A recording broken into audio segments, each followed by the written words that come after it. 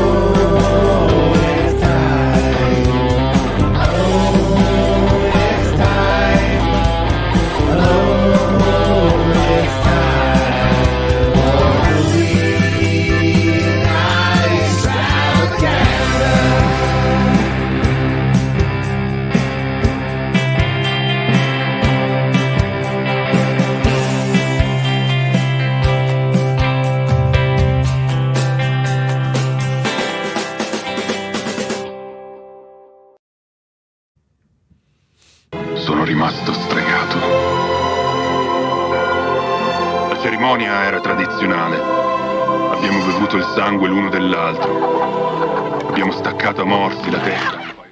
For some time now, Tim Burton has struggled to reach the same success he enjoyed throughout the 1980s, 1990s, and early 2000s. At his best, Tim Burton has been an idiosyncratic, gothic, and yet commercially friendly director. His earlier films, such as Edward Scissorhands, Ed Wood, and Sleepy Hollow, and Mars Attacks, often celebrate the strange and unusual, using his gifts for the gothic, brooding, and often stylistic visuals to give a voice to the outsider, the misunderstood, and modernizing old stories. Live people ignore the strange and unusual. I myself am strange and unusual. One of the most genius examples of this gift was displayed in Tim Burton's 1988 ghostly horror comedy, Beetlejuice, the story of a recently deceased couple played by Gina Davis and Alec Baldwin, who were brought back as ghosts, and after watching horror as the Deetz family, Charles, a real estate developer who has suffered a nervous breakdown, his insufferable conceptual artist wife Deliah, played by Catherine O'Hara, and their goth daughter Lydia, played by Winona Ryder, buy the couple's beautiful old Connecticut house and begin trying to transform it into a tacky, renovated yuppie home. I'm here with you. I will live with you in this hellhole, but I must express myself. If you don't let me gut out this house and make it my own, I will go insane and I will take you with me! At the same time, a malevolent poltergeist named Beetlejuice sees the clueless couple as perfect prey to return to the world of the living, just needing somebody to say his name 3 times so that he could return.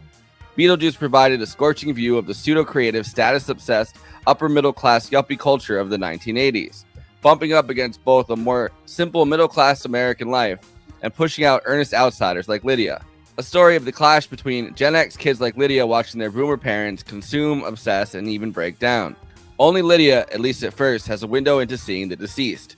Her boomer parents are too narcissistic to see ghosts. We're here to enjoy the country setting, not to trash the place. You're right. Charles, you're lucky the yuppies are buying condos so you can afford what I'm going to have to do to this place. Beetlejuice also provided a hilarious look at the afterlife, where Tim Burton imagined an endless sprawling bureaucracy of the dead, with the Deetz's performative interior designer / former paranormal researcher friend Otho saying, "It's been said that if you commit suicide, you come back as a civil servant." For some time now, Tim Burton has struggled to connect to the current culture and aesthetic the way he did with films like Beetlejuice. However, we are living in the age of the franchise, and it was inevitable that people would eventually clamor for a sequel.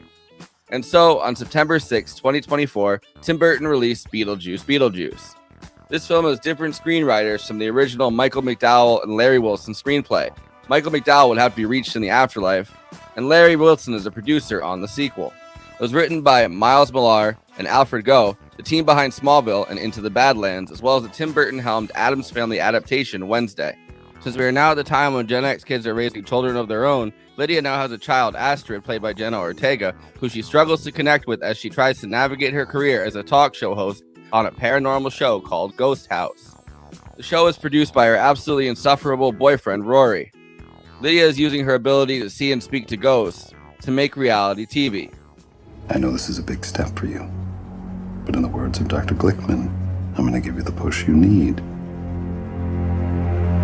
Beetlejuice, Beetlejuice, Beetlejuice.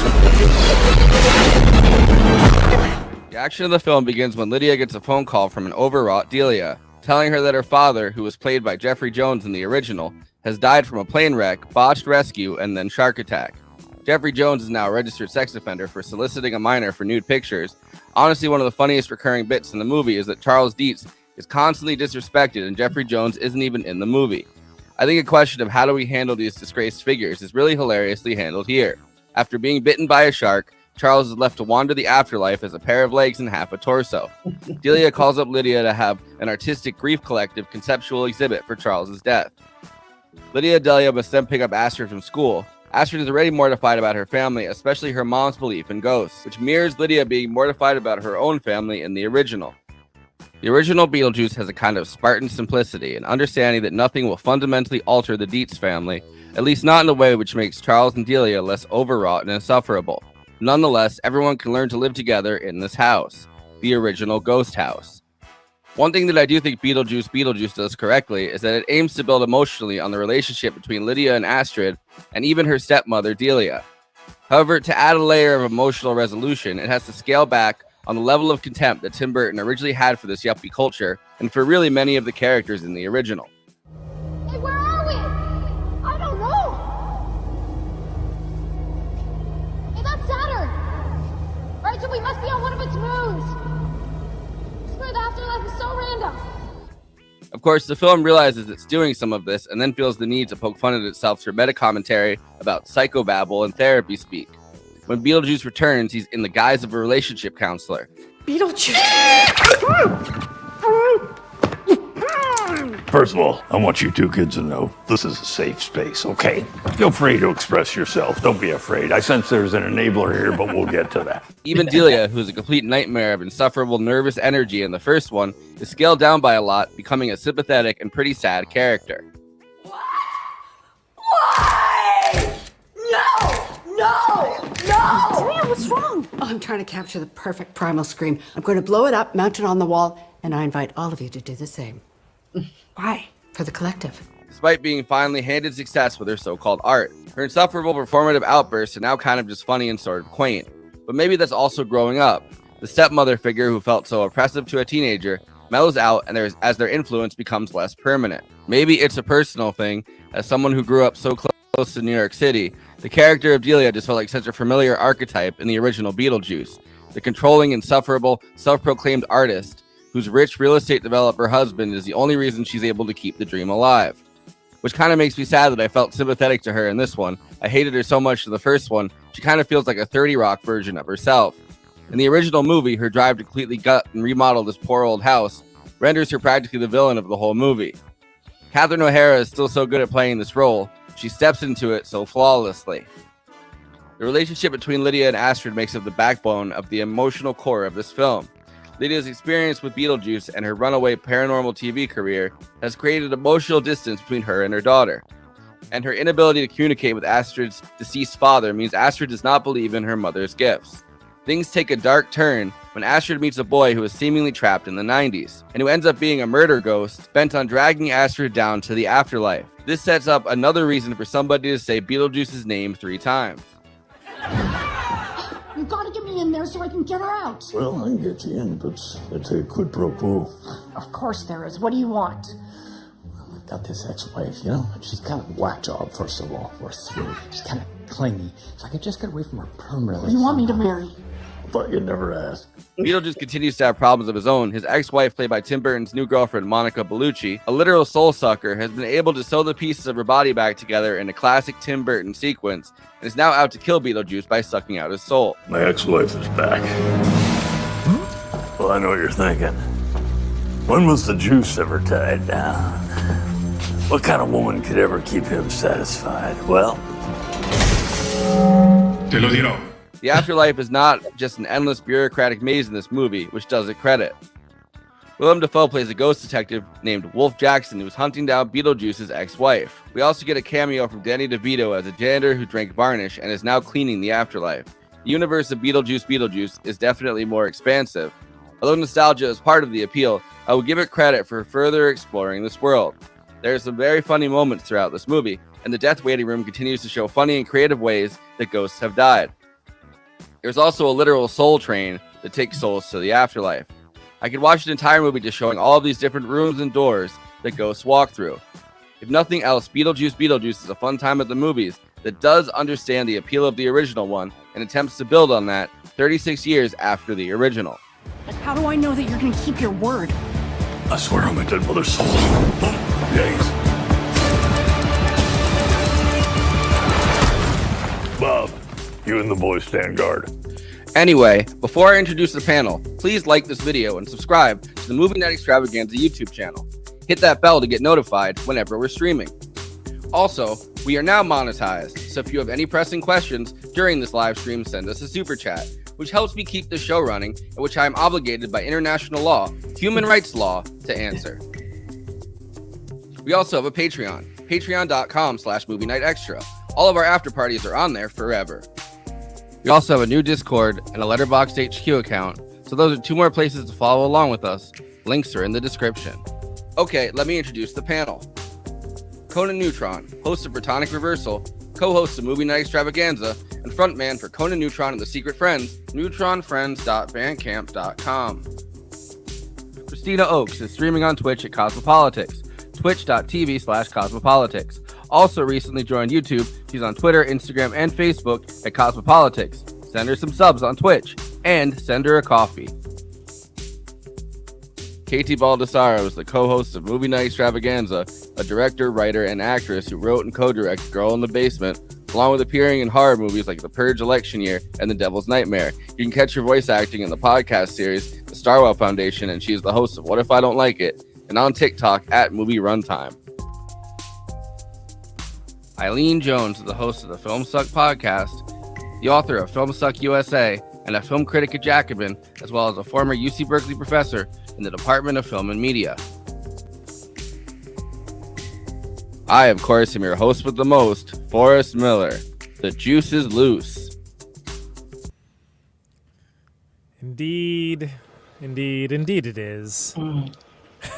Eileen, welcome back. It's great to have you. Thank you so much. And such a great occasion because I'm just limp and helpless with love for Beetlejuice. I really. Yeah, we all sat there waiting for your review of this movie. We were like, oh, please like it. Please like it. It would have been hideous if I was like a hater and oh my god. Yeah. Awkward conversation. Before we continue, you want to show KT a nice fit for the night? Yeah, absolutely. All right, Kristina, you go first. Yes. All right, so Kristina, Kristina is head to toe wearing the finest of Beetlejuice threads. Head to toe, Justice for Bob collection. Head to toe. Head to toe and juice. Exactly. KT, you're up. Okay. All right, I gotta stand up and. Let me guess. It's Marie Curie after the radiation poisoning. the classic red dress. Classic. Yeah. Classics never go out of style. Temu and my friend's bridal collection. Is that how you say that? It's Temu? I thought it was Temu. Temu? I feel like Temu makes it sound more like a legit company than like. I might be Tarjaying it just so that I feel quite good about myself. You feel guilty about the. Tarjay pretty much outfits most of my non-jacket light outfits. So peace and love to Tarjay. Waiting for that sponsorship. Thank you. So, when this sequel was announced, were you guys apprehensive considering Tim Burton was kind of like he kind of lost the juice? Absolutely. Yeah. I was like, no, please don't do it. Killer. It was yes. Because it should have worked. It was perfect material for him. Down the line for what Tim Burton does, and somehow it was like, this is terrible. Why is this so terrible? We watch the soap opera every Saturday on my Twitch stream now. It's getting good. Yeah. I saw that you were doing that, and I thought perhaps I must join because it's so legendary, and I've always meant to watch it.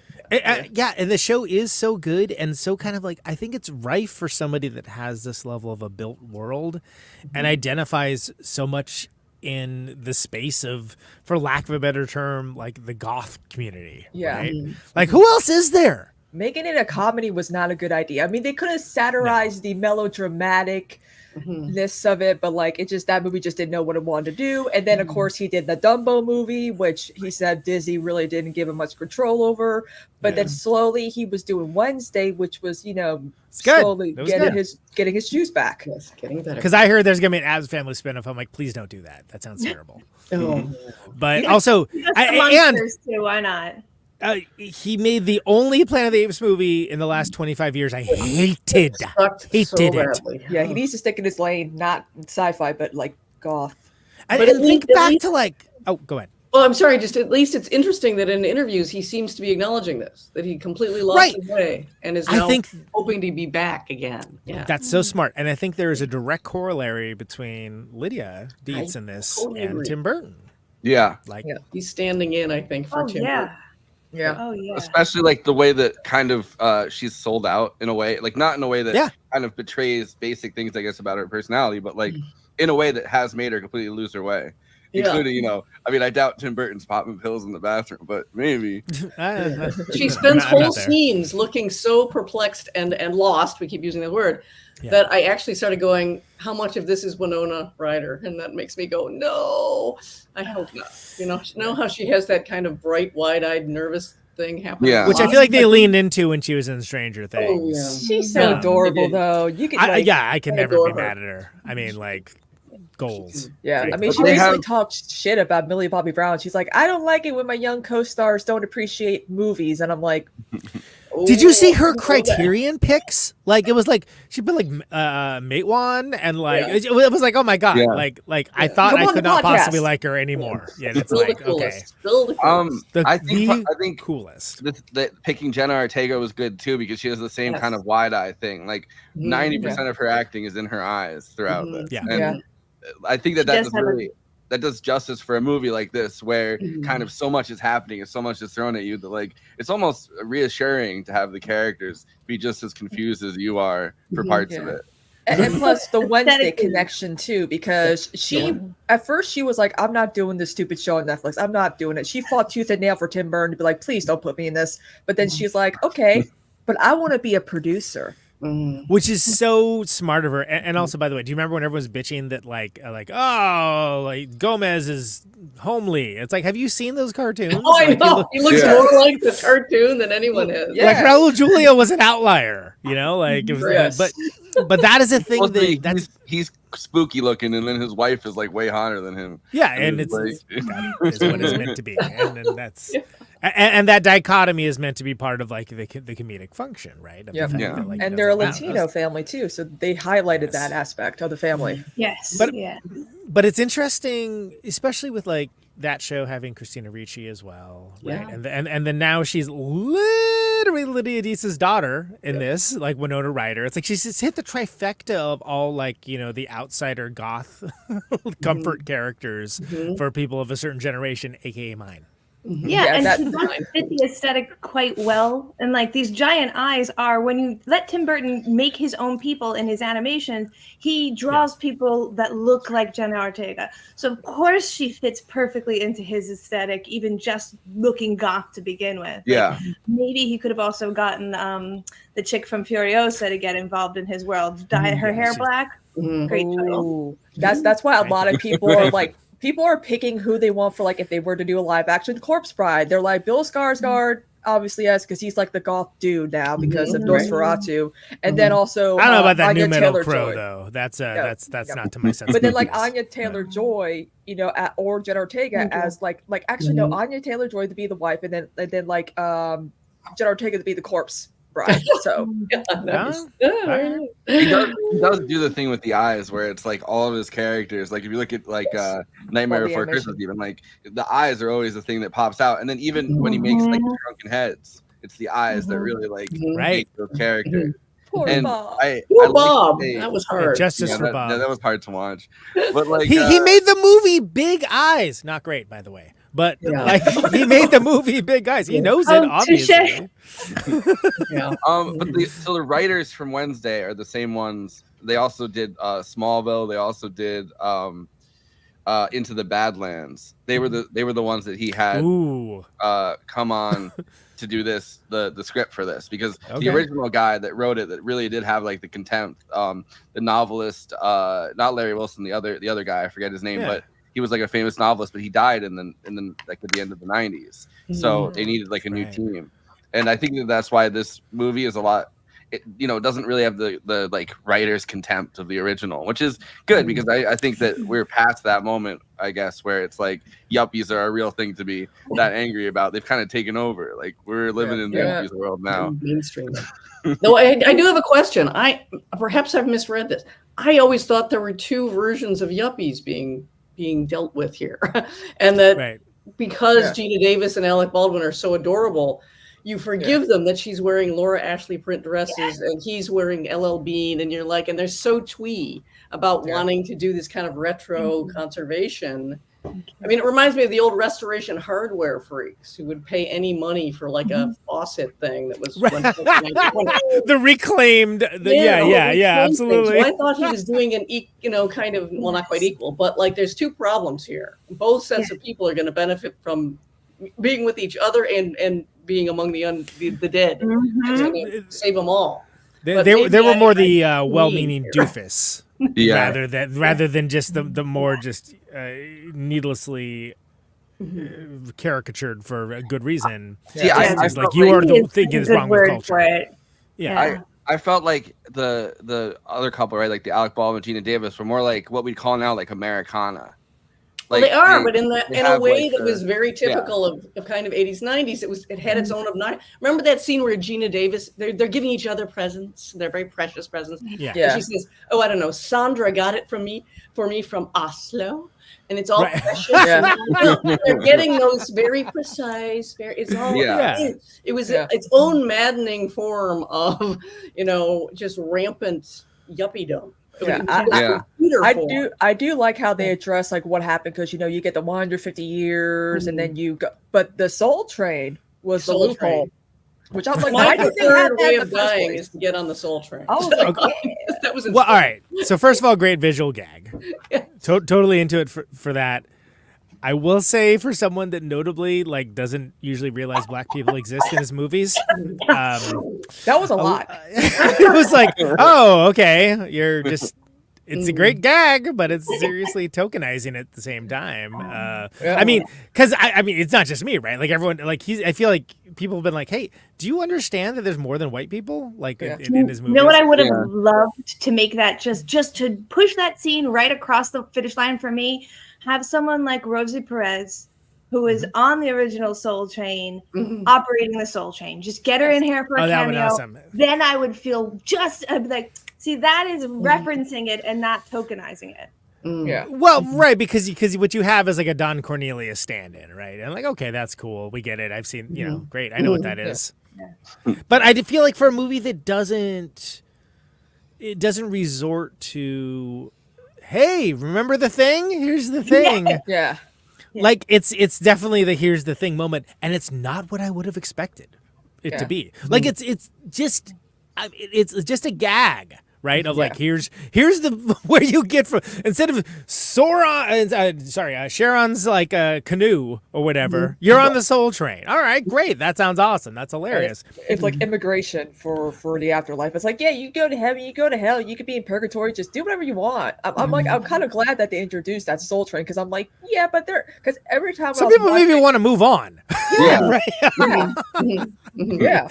Maybe they're not having a great time in these lives. And they don't really explain what happens after the 125 years. They're just like, oh, you have 125 years here, and then something, like maybe you work in the bureaucracy.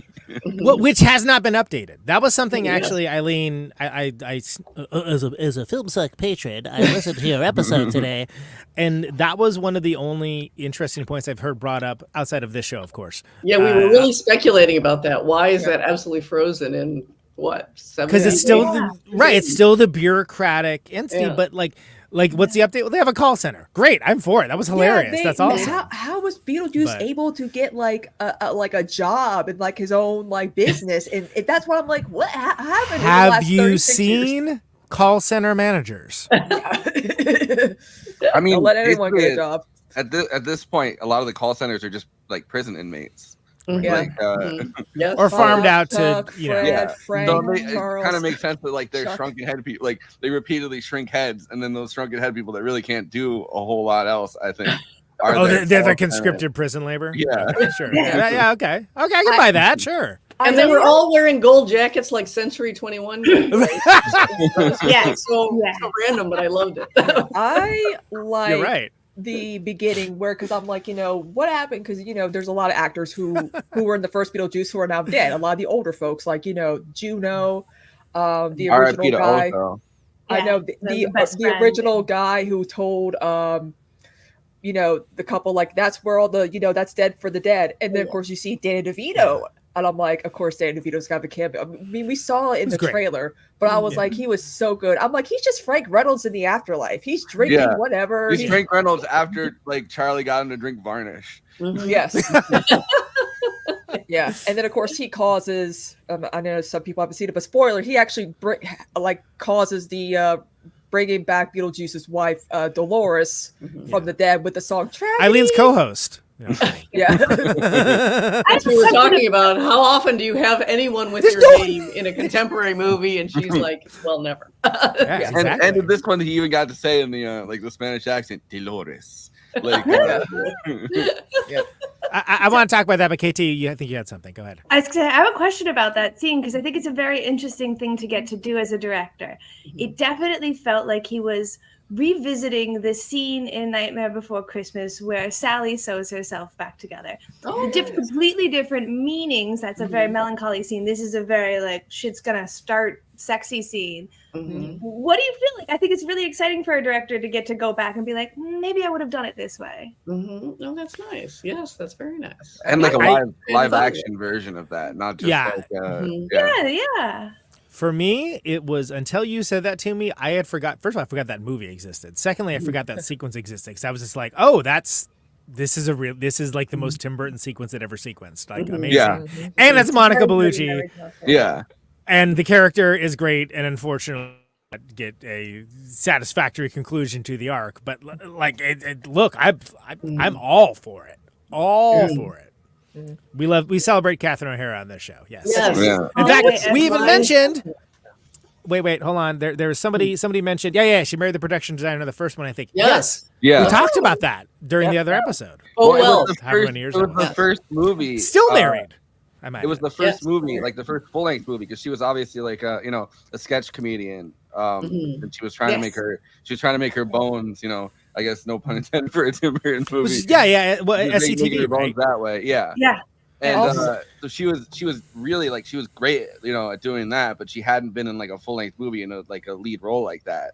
And that was like her first. And then Home Alone. And then Home Alone, which most people know. Yeah. And all the Christopher Guest stuff too.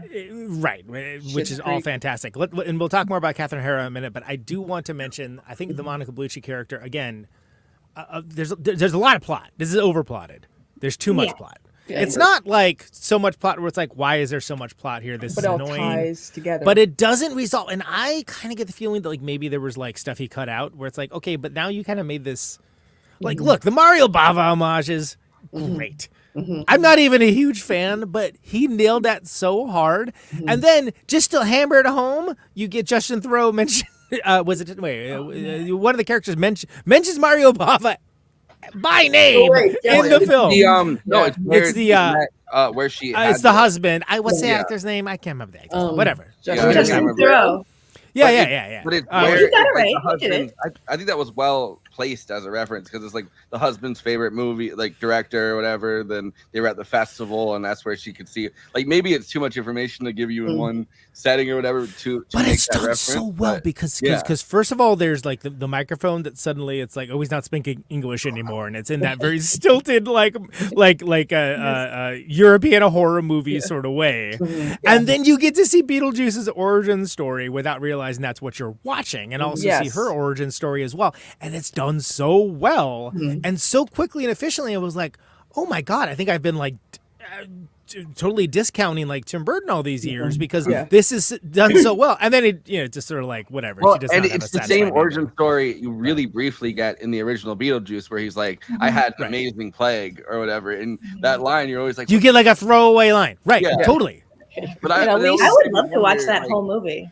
Yeah, well, it always made me wonder, like, filmed like that, like and like with subtitles. The prequel story, but like it's interesting because like everyone's like, oh well, Beetlejuice without makeup looks like Pete Davidson. I'm like, Beetlejuice without makeup looks like Michael Keaton, and we see it in the movie. I was about to say, I believe. And you know what's so weird? Has somebody actually said that? Yes. You know how many people shared the memes? It's I can concur. I don't. I second, Doctor.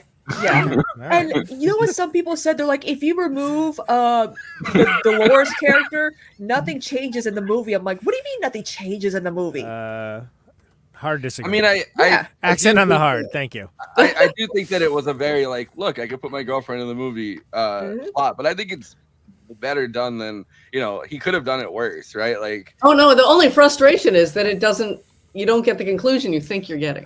I want a spin-off movie because I was like, oh, it's good, it's on. Like this is gonna be like a crazy everybody gets together and like battle, you know, Clash of the Titans kind of situation, and it's like, it's kind of disappointing. But I do. Sorry. Oh no! I was saying like it was set up in that way that it was like, oh, I'm okay with there being all these interweaving narratives and for this brand new character because the new character rocks. Monica Bellucci is a great actress. She's obviously like timelessly beautiful. She's also a great comedic actress. She was on a show called Call My Agent, a French show, and she's incredibly funny. And so I was like, oh, that's awesome. She's playing this character that clearly has a lot to do. And it's going to be really important in the narrative. And it's like, okay, well, I'm glad she was there. I wouldn't argue that she wasn't important to the narrative. I would just say that she didn't resolve successfully or satisfactorily. And as much as I want to make fun of Tim Burton for being obligated to put his girlfriends in everything, he was not dating her when she was cast. Right. It was afterwards. So let the record show. Give him a break. They fell in love. Yeah, he saw her in that stapler makeup. He was like, he saw her sucking the soul out of Danny DeVito. Yeah. Like, which, by the way, can we just give a big shout out? It's easy to forget. A lot of people forget that one of Danny DeVito's star making for movies turns was Batman. Like he was known for Taxi, and he was known for being like look, our Romancing the Stone episode is like weirdly popular. I don't necessarily understand it because it's like, really, that's the one, Romancing the Stone. But it was crazy to see that it had like 1.6K views, and I was like, I'm like that was like a throwaway episode. Romance is fucking Stone. But he's great in it, and he was known as being like, oh, that's the guy though. He's going to give you something really cool. And what Burton saw is like, he's the Penguin. And to this day, they I mean, and like I haven't seen the Colin Farrell show, right? Like maybe it's going to be great. It's a different take on the character, but they really had a hard time like even bringing that character. It's like, well, it's the Burton Penguin. Like, how are you going to do better than that? That's amazing. Even the cartoons look like him. Thank you, Kristina. Yes, exactly. Like he so embodied the role, as did Jack Nicholson with the Joker for a really long time. Yeah. That was like, oh, there could be a Joker that isn't Jack Nicholson? The devil, you say. There's something about Danny DeVito, both in Batman and here, honestly, that even when he's like disgusting, he's sympathetic as like a presence, right? Like, I think that's why he was so good as the Penguin, because you're like, yeah, this guy wants to like take over everything, and he's deeply fucking, traumatized and evil, but like, you also feel sorry for him the entire movie. Throw Mama from the Train, yes. I'm saying like comedic audiences knew him all the way back to Taxi. Like, when I was he's the reason why It's Always Sunny in Philadelphia did not get canceled after its first season. Because he came out in season 2. But the thing is, as a Tim Burton cast player, I guess, because Burton loves bringing back the same people. Look at Helena Bonham Carter, right? I mean, not anymore. Not so much these days. My ex-wife is back. But I think it's so cool that like that's a cameo like that I don't mind, because first of all, it's like, yeah, I need you to be a skeevy little dude, and Danny DeVito's like, got it.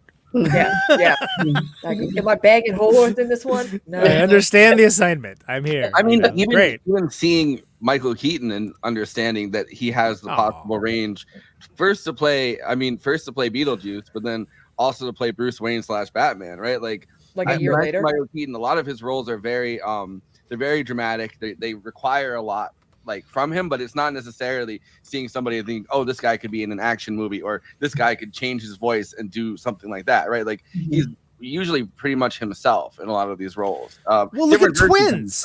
Yeah, there's no movie without Danny DeVito basically be the gag is like that he doesn't look like Arnold Schwarzenegger, right? But they're brothers, but they're twins. Yeah.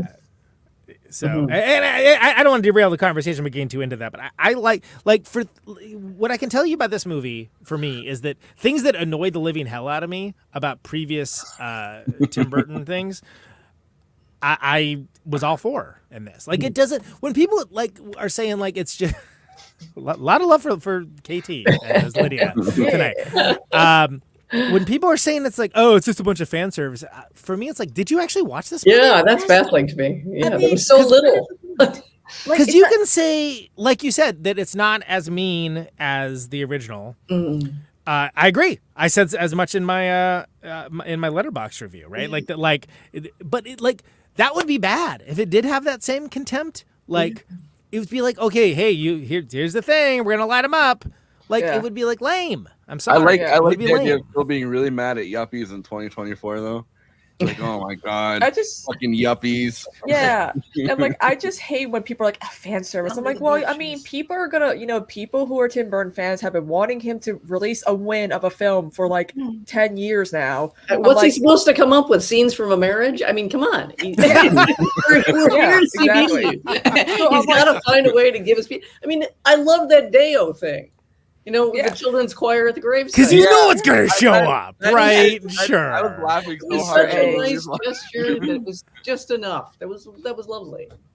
Yeah. Well, and I think that's a really good point, Kristina. What is in this sauce here that makes it good compared to what we have not been liking from him? Yeah. Given the fans put your finger on it. Yeah. Like, and I'm not mad about that. Like, everyone's like, same thing with like the comic book movies and like Deadpool Wolverine. I'm like, of course it's gonna be fan service. It's comic book. Like just get over the character is in universe canonically annoying. Oh no, I find the character annoying. Well, that is literally what the character is. So like, or go find a different movie. If you don't even like some people got mad about the politically correct. I'm like, Beetlejuice is not going to evolve as a good person. He's willing to help, but he has alternative motives. Like he's always. I like Michael Keaton's been very vocal since this movie came out, and one of the things I like that he was like, well, number one, I don't want to have more than that like 17 minutes of screen time that I had in the first one. Is so smart. The second thing that he said. Is that he wouldn't update Beetlejuice to make him like more palatable, because he's like, that guy would not. That guy's been around since 1340 or something. Like, he hasn't changed yet. Why would he go woke? You can't make Beetlejuice today because of woke. I definitely think that, Conan, what you said earlier about how much this reaches Tim Burton, it's coming from a place where he's writing a script based on how he feels about where he is in his life. And skinning it into the Beetlejuice universe. He was talking about that in an interview on NPR. That is why this doesn't feel quite so fan servicey as, say, Frozen Empire, where you're like, what is being said here besides, hey, cool, remember the Ghostbusters? So the impetus is important. Well, and I think it elevates it too, right? He's got, this kind of camp gothic fantastical. It's a very particular vision, and when it's not working, it's like he's making all the moves, and they all just lay there dead. It's hard to define it, because Dark Shadows was a perfect example of. So he gets Johnny Depp as Barnabas Collins. He gets him into the house, and then there's treasure in the basement or something. You're just like, what?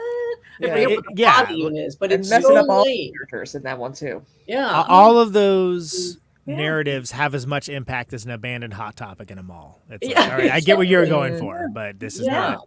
I feel like some of himself. Some of him becoming like an overwrought version of himself before this comeback.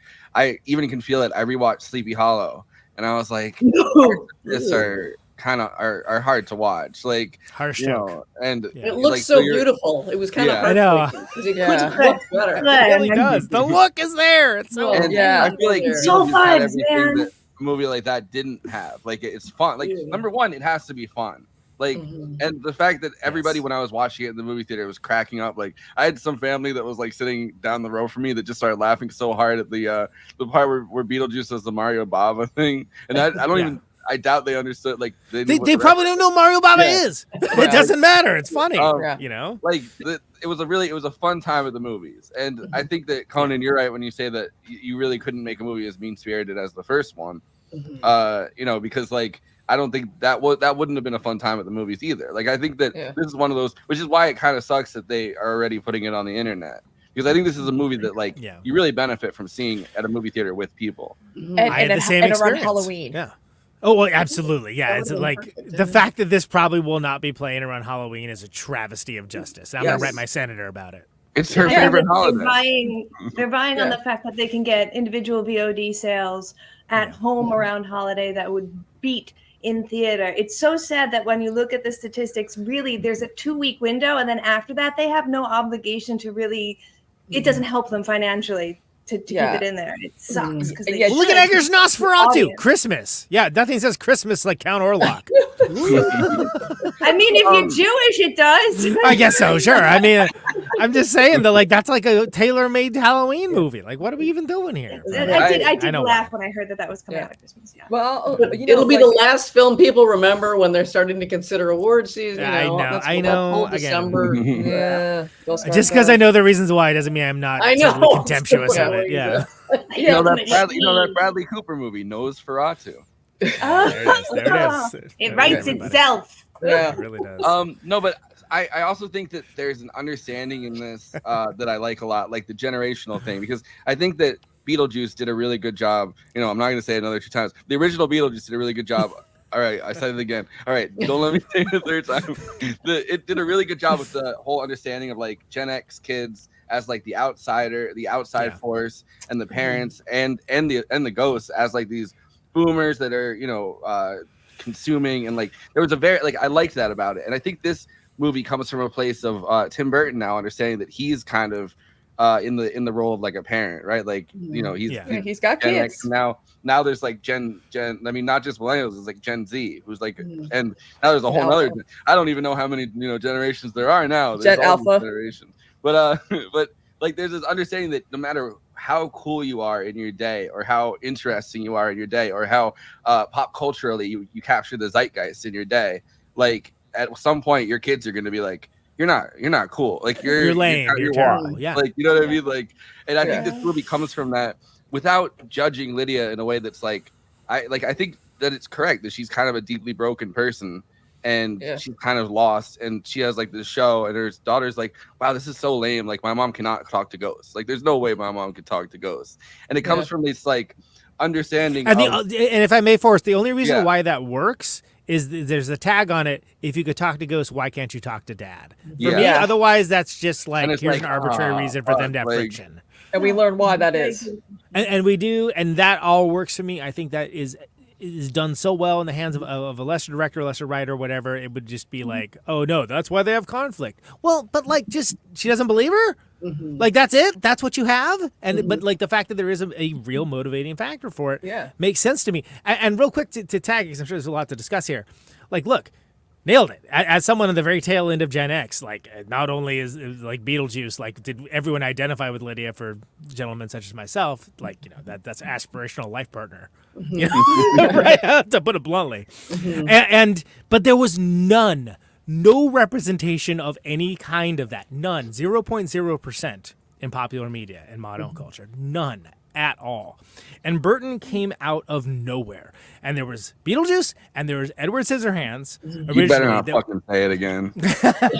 Don't forget Pee-wee's Big Adventure. and later Pee-wee's Big Adventure, and honestly, Ed Wood later on. That showed that, like, favorite cemented him as sort of the like advocate of the outsider. Yeah. Right. And it culturally was gigantic. It was huge because you just didn't see those kinds of things, period. Yeah. And I know I was there. I wasn't seeing it. Pee-wee's Big Adventure was the only movie he had made before Beetlejuice. Which is insane. Like, he went from Pee-wee's Big Adventure to Beetlejuice. Those were like his first two, you know. Which is outsider in a different way, right? Yeah, and I do like Pee-wee's Big Adventure a lot. But like also it was a technically speaking, it's a franchise, right? It was also. So I found this clip of Michael Keaton talking about meeting Tim Burton with Jenna Ortega, and he's talking about how they were trying to explain to him Pee-wee's Big Adventure, like that was the only other movie that he had done.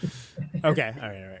Had been played in other media, right? Yeah, and so That's beautifully. harder, I think. Kristina For you to absolutely say, well, killed it here's in the my 90s. version of it. Definitely more pressure. Yeah. But I also like to think about it because, I mean, Beetlejuice was only Tim's second movie, right? It must have been such a strange conversation to be, okay, so there's this Pee-wee's Big Adventures guy. Totally. I'd seen Pee-wee's, but I don't think, honestly, to be honest with you, I don't think I ever saw it all the way through at that point. So I meet him, and you know how he speaks. Yeah.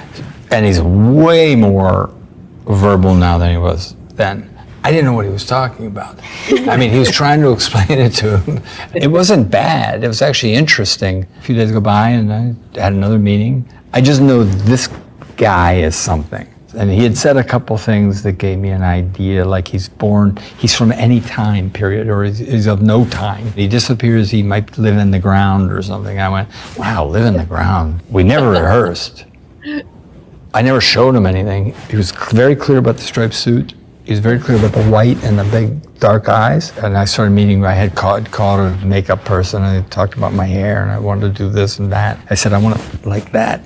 Electrified. Yeah. But I didn't think of the color. He came up with the color, I guess, or she did. I forget. But anyway, the advantage was we didn't know what we were going to make. He knew. That was the other thing. It was so fun to make. Right. And I only worked like 15 days or something. You ready for this? There's going to be a screening of that movie you did with that guy, Tim. And I go, oh, yeah, okay. With an audience. You know, they're going to screen it with an audience. And I went to see it. It was death. Crickets. People's faces are kind of going like this. And I thought, oh, man, that's too bad. That was really fun. And then I saw a trailer and I went, this is the greatest thing I've ever seen. I hope the movie's that good. But it's fun to walk on a set, isn't it? Yeah, oh, it's unlike anything you've ever seen before. It was the first time I had ever done coverage and been told to put a slight bend in my left knee so that I was straight. It's oddly messy, yeah, which is so funny considering the name and status and legacy that he holds. I don't know how similar the experience is to when you first shot with him versus now. Very. But it just feels very casual. And it's fun, isn't it? Yeah, so fun. Mm-hmm. Yeah, I mean, because of the wild angles, right? Because we gotta like mention all like one of the reasons why this feels so good for my sensibilities is like it's all very real production design. It's a physical set. Yep. Physical thing. It's not just actors acting in front of a green screen at all. Which is another one of those things that they talked about. Like, we don't want to make this unless they can use like the practical effects mixed with, you know, like the like animatronic kind of Stop motion. Stop motion. Yeah, that's what I was like. Yeah, like the worm is entirely fucking stop motion. Like, and they said that if they couldn't like actually physically do that stuff, that worm. They didn't want to make it. Like, they didn't want to do CGI throughout the whole thing. Like, it's amazing how few people actually listen to audiences when they say that they don't want this like CGI slop. Yeah. This weightless, gormless, formless. Hey, the special effects people. That's how you get shitty, CGI. I mean, look at Robert Phil Downey Tippett's Jr. still alive. You can call Phil Tippett. Yeah, I believe that Will King is still alive as well. Robert Downey Jr. making $100 million for one fucking movie. I'm like, what is the budget for the special effects? Like, what are they going to get paid? And this movie had an $80 million more than the original to use on special effects, and I think they did a great job of it's all there. Yeah, and I know we've this is probably the podcast that's going to talk most about Mario Bava, I think. But like even the Mario Bava segments, like the money went into like making them look like bad 1960s horror movie sets. Yeah, is so well spent because it's so the aesthetic on this. I think that what he's missed part of it is realizing that he had this original creative, incredible aesthetic to his first movie. Loved, and then it's timeless. And then I feel like he got kind of pushed into feeling like, oh well, this is my aesthetic, and it kind of got stale, right? This movie does not feel stale. Like there's those amazing blues of the afterlife, and like the the popping colors of Vermont that they're pretending is Connecticut. And Part of it was Melrose, Mass. too. I know people who work down it. they swore everybody to secrecy apparently in the Vermont town they shot in. They're like, you better not fucking tell anyone what the fuck we're doing. Snitches get stitches. We're gonna say Beetlejuice 3 times. Yeah, but like the desperate elements to that, right? Like between having like this beautiful kind of like New England / northern New York like fall forest kind of thing, and then the afterlife being like this amazing blue, purple, dark aesthetic set. Like that's something new, and it feels very Tim Burton, but it also feels very new. Yeah, it's almost like a play in some ways. Like the it's almost like what they do on like expensive Broadway sets or something like that. Like can't wait for Wicked. This kind of reminds me a lot of what people are saying about Wes Anderson, where like he becomes too gimmicky and too consumed by his own world creation being so consistently the same across movies that can we like him anymore because he's just a joke of himself. And it's nice to see that Tim Burton can get through that. I wonder if Wes Anderson can take a look at this film and think how he could also take a lesson. Perhaps. You know what this movie needs? It needs things that are mirrored. It needs one person here doing the same thing as the person here, and the difference is I don't think there's anyone left around Tim Burton that was just being like, yes, everything you do is genius. And I think there's a lot of people around Wes Anderson that are doing that. I don't know, maybe like whatever. That's why the last film of Tim Burton's that I really loved, obviously, was Sweetie Todd, because I'm like, he's the perfect director for this film because it could be more bloody, rated R, more dark and gritty, and take a lot of the elements out that made it a stage show, make it into a movie, make it more intimate, which is what you're supposed to do when you adapt a musical to film. But like even Alice in Wonderland, I was like, but even that movie, right, has a little bit of a different aesthetic to other choices that he's made in other things. Like like that's Mia Wasikowska, right? Is for Alice in Wonderland, because it was Disney so much too. CGI in that one too. Is like that's what I remember the most. I gotta say. Right, before you were saying Disney is I remember it came on during cable. I was like, this looks like a video game. What's happening? But I feel like these Disney movies are kind of built to fail because it's like they don't want you to do new things with the Disney movies from like the 1940s. You know what I mean? Like they're like, hey, we want the same kind of movie but live action, which I feel like sets you up to fail as a director that likes to do creative and interesting things. You're really not like. They're like, look, we want the same movie, but we want it live action and like a little bit more gritty or whatever. That's why Dumbo didn't do so Disney well. movie doesn't look like David Lynch at all. Right. Yeah. That's true. That's a good point. This is my Disney movie. Straight Story, right? I mean, Straight Story's fantastic. It's a fantastic film. Does it look like a Disney movie? No. Does it look like a David Lynch movie? I don't know, kind of, I guess. Like not really. It's its own thing. And that's a good example of taking someone that's wildly creative and focusing their efforts in such a way that isn't like, here's corporate to tell you all the reasons why you need to change this. Well, and another thing you need at least you had, I should say, in early Tim Burton movies is these kind of tangential flights of fancy. Not really tangential, but like you're suddenly just segue into. That's why I thought Dark Shadows should have worked so well. Where you open a closet door and fall into a parallel universe. He has that quality, like when you go into the death of Charles, and it's such a complete little claymation world that just keeps building and building, and it's so impious about. I don't think I've laughed that hard. I don't think I've laughed that hard in a movie sequence. Especially after we just watched a movie, we talked about Ravenous. We had a Jeffrey Jones movie on the week Jeffrey before. Jones is part of, and like he's a bad guy. Jeffrey Jones monster. Having to like awkwardly kind of like talk around that, right? Because everybody knows Jeffrey Jones is now like registered sex offender. Like having to kind of not make that the main thing with him. It's very funny to watch them literally use the claymation version of him, and I feel like all the contempt that was in the first one kind of gets singularly targeted on one character. Yeah, because it's like, oh, so he was saved. No, he got eaten by a shark. Fantastic. And then, like, if this was Monty Python, I would have. And they get like a dude who could do like a good impression of him because he's like, I'm Charles Deetz. Where am I? Like, but then and he's wandering around without his top half. That's fantastic. The grave is a fin. Oh my god, the fin! Yes. Yeah. And they also they're talking about how he's going to watch bird mating rituals, so he's going to the beach to watch birds do it. Yeah.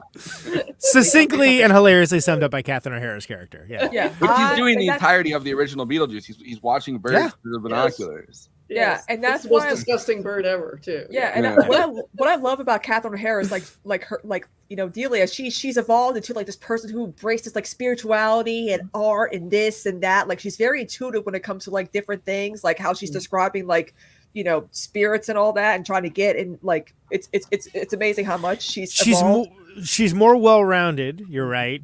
But also a little bit full of it still. Just not as like nefariously so. Just more like self-aware. The mainstreaming of the worst kind of idiotic conceptual art. It was kind of weird. Yes. You got basically a museum. I mean, I hate the term sculpture. I love the fact that she really had such a deep love for Charles. I was like, whoa. Yes. I'm like, they really grew to like, you know, having a wonderful marriage. And she's like holding those snakes that are totally not fanged. And she's like, I laughed so hard I was at like, that scene. No. and it was so perfect for the character. Yeah. And again, there's another reading of this that says like, okay, that her character is like, oh, she never got past being like a gold digger that wants someone to support her so she can be famous. Yeah. And she never got past this. I like the fact that she is famous. I like the fact that there has been growth, that she's not just a one-note villain or anything. The art center that Astrid's at is like, remember they were wanting to become the Summer Art Center?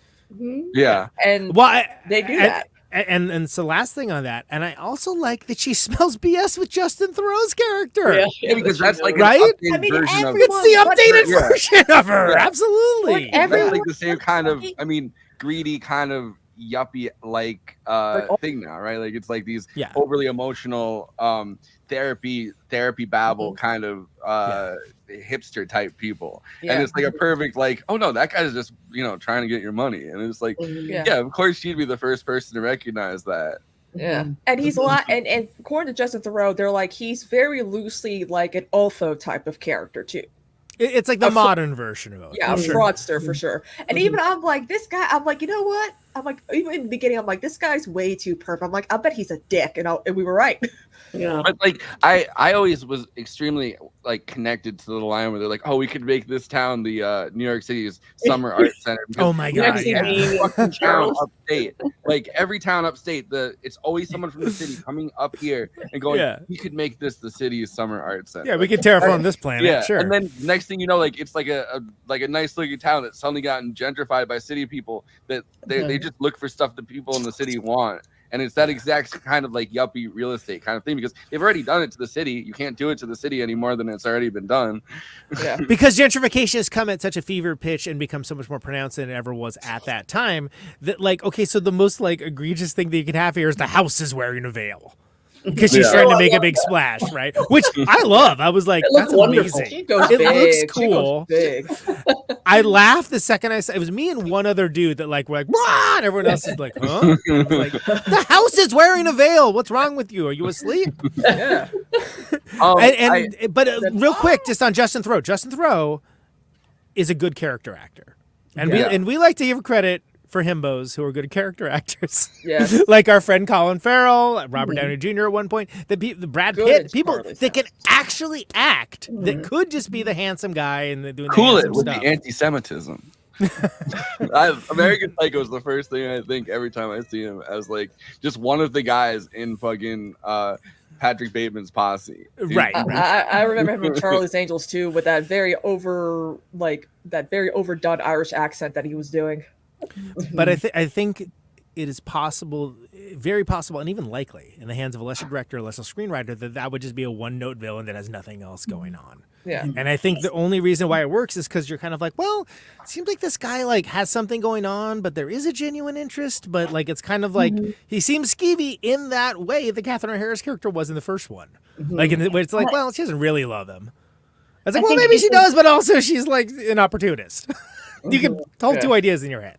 Oh, yeah. I think it's a wonderful acting exercise as well. If you've ever wanted to know what the difference between successful comedy camp and what people call chewing the scenery, it never jumps that shark. It always stays within the comedy, like, risk of the world that we're in. So So you're like, oh God, I can tell Justin is having a fun time while he's acting, but it doesn't like Brechtian break me out of remembering that this is still Beetlejuice and we're watching a story. Right. That's really just hard to do. Yeah, and it's kind of sad that everyone but Lydia sees him for who he is. Right, like, and that goes back to with her being lost, right, which is the Tim Burton analog. Yeah, for sure. Yeah. No, I think that's a very good point. And it's not just her being lost. It's like her following the beats that she thinks she's supposed to follow. Like, and you get hit with that really hard when when they finally get out of the afterlife, and then she's like, "Oh, you're still gonna get married to him," and it's like, yeah, because that's what you're supposed to do, right? Like, she's like, "Oh, I don't have very much time left that I can, that I can do something like this," and yeah, it's like she's so lost that she's trying to follow these nebulous beats of like, I guess I'm supposed to get married. I guess I'm supposed to be in love with, this guy that's trying to manage me. And clearly wants the fucking money from you and is bullshitting his way through everything. Like, he gets called out over, he's like, "Oh, I wrote a in the car." And then she's like, "Okay, gives in the truth serum." And he's like, "Well, I don't have the poem like with me. Like, I can't." Like the poem. Right, that's right. I forgot about it.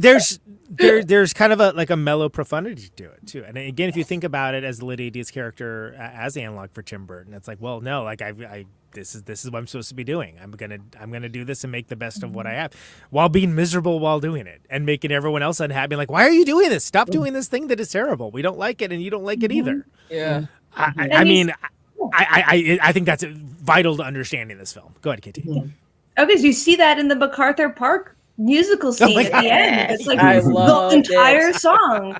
And that is a song about lamenting a missed opportunity in life and feeling like it's passed you by. Like, there's a reason. It feels very... Yeah. I was like, wait a minute, this is MacArthur Park by Richard Harris playing. Yeah. There's I think I talked about this when we did Priscilla, Queen of the Desert, but they have that part in Priscilla, Queen of the Desert where where like the older transgender performer the like she put Bernadette, I guess I was trying to think of her name. Bernadette, so Bernadette like has her face go into the cake when she's like getting drunk and trying to, and they said someone left Bernadette's cake out in the rain, and apparently there was this huge difference between everybody laughing in America at that line and nobody laughing at all in Australia. I will say, not to be devil's advocate on that scene, it's a little too long. I liked it. I liked all the I did say the entire song. It's so good, and then I'm like, but okay, now what? It's what are we 8 doing? minutes long. I enjoyed it. It's too much. 5, I'm good. Well, non-conventional musical. I like the choice of the part of that song. It's like dun dun dun. No, it's good. It's very good. I'm not I just arguing, get tired of it. Like, I do agree, but I also think that song I'm with you, is Conan. I'm with but, you. I do like that when they actually complete, and then there is that part of the song that's like dun dun dun dun, and they're able to like use that as the police moving in, or like the detective squad it's very elegantly done. By the way, Yeah. can we talk about? Can we please speak about Willem Dafoe? Yes, please. He was I love eating Willem it up. Dafoe. He was having so much Really into fun. it. Yeah. Also, I wonder. And he keeps getting reminded that he's not. You're not a policeman. You're an actor. Great. Yeah. So great. So So they keep being like, great. they keep being like, because what? And she's like, you got to keep it real. And he's like, Yeah. Like when he's giving the pep speech, and she's got the cue cards behind him. Yeah. I would watch a Disney Plus prestige TV show. It's just that character in his daily life, a workplace comedy. I'm in.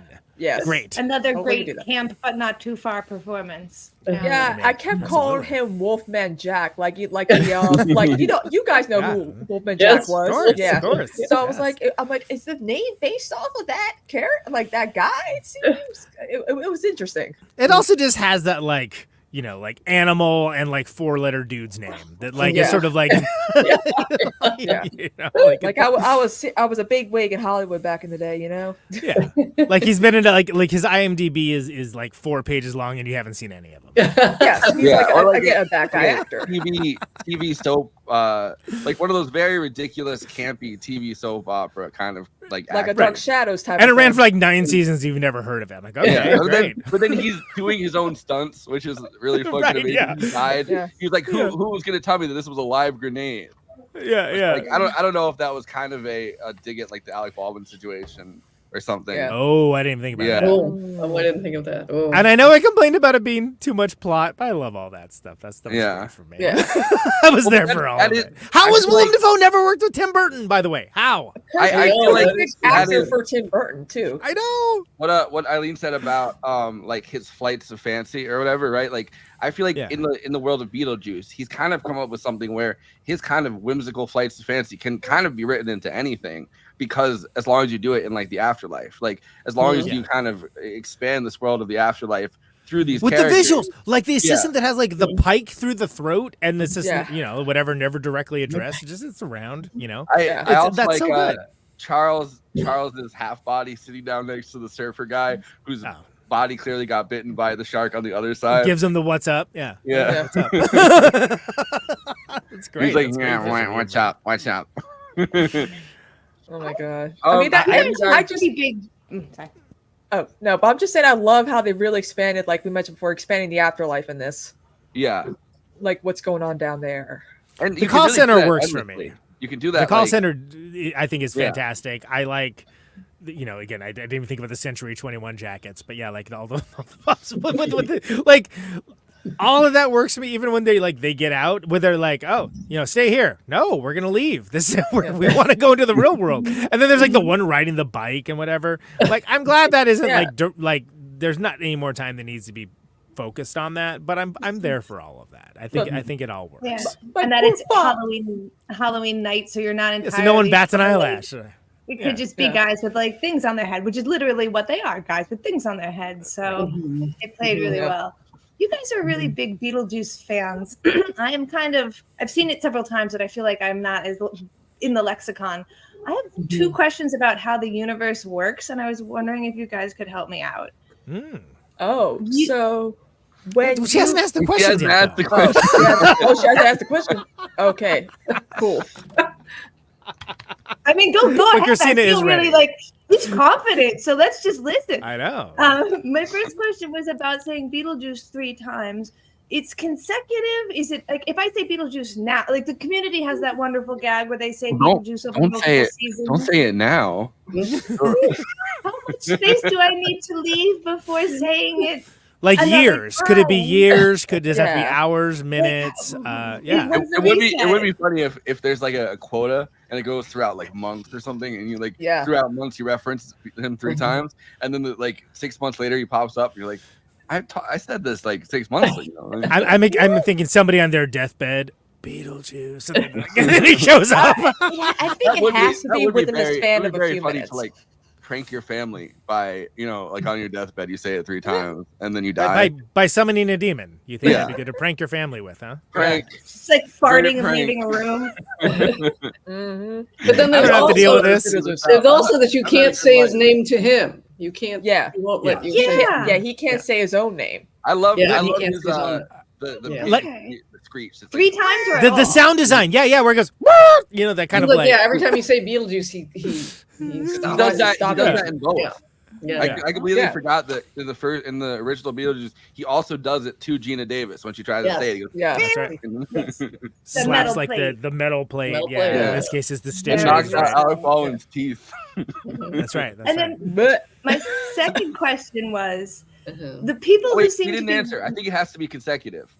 Yeah. Okay. Within like a few minutes. Yes. Yeah, but that's a good question. How long? But this gets into the Reddit forums. Actually, they said this within an hour and a half. Okay. Well, it seems like it's always. It seems like when it works. Follow us on Reddit. when it works, it's always consecutive. Like it seems like they have to say like purposefully Beetlejuice, and then oh shit, he's behind me. Yeah, it isn't like over the course of days or years. Yeah, it doesn't work like that. Within a succinct period. Okay. Sure. He can wait. And can I pass it around? Can I say it once, you say it once, and someone else say it once, and that counts as 3? No, it's got to be the same person. Got to be the same person. Yeah. Now, what happens if 2 people do it at the same time? Do 2 Beetlejuices appear? That's right. Think about it, people. That Beetlejuice appears. I feel like there's got to be like a plural of Beetlejuice. Beetlejuice. Yeah. Beetle Johnson. My second final question. Oh, this show, Beetlejuice. Sure. What's the second question? Yeah. in the world, the underworld, the bureaucracy world, where there seems to be people working there, how does a soul get assigned to working there, like, and not passing over? Like, it's people that committed suicide. Yes. Oh, I wouldn't have my little Beetlejuice didn't commit accident. suicide. Yeah. I mean, I don't think they stick hard and fast necessarily to that rule. I'm But in the remembering- original one, they like Otho says, people who commit suicide in the afterlife, they become civil servants. Yeah, and remember that Miss Argentina or whatever was like, if I knew then what I do now, I would have my little accent. But that because she's like, had I known that if I committed suicide, I wouldn't become a servant. Or you see the people who hang themselves going around in the first one too.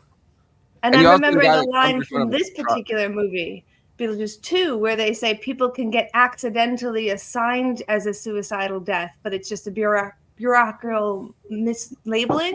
Yeah. So that like they really need those workers.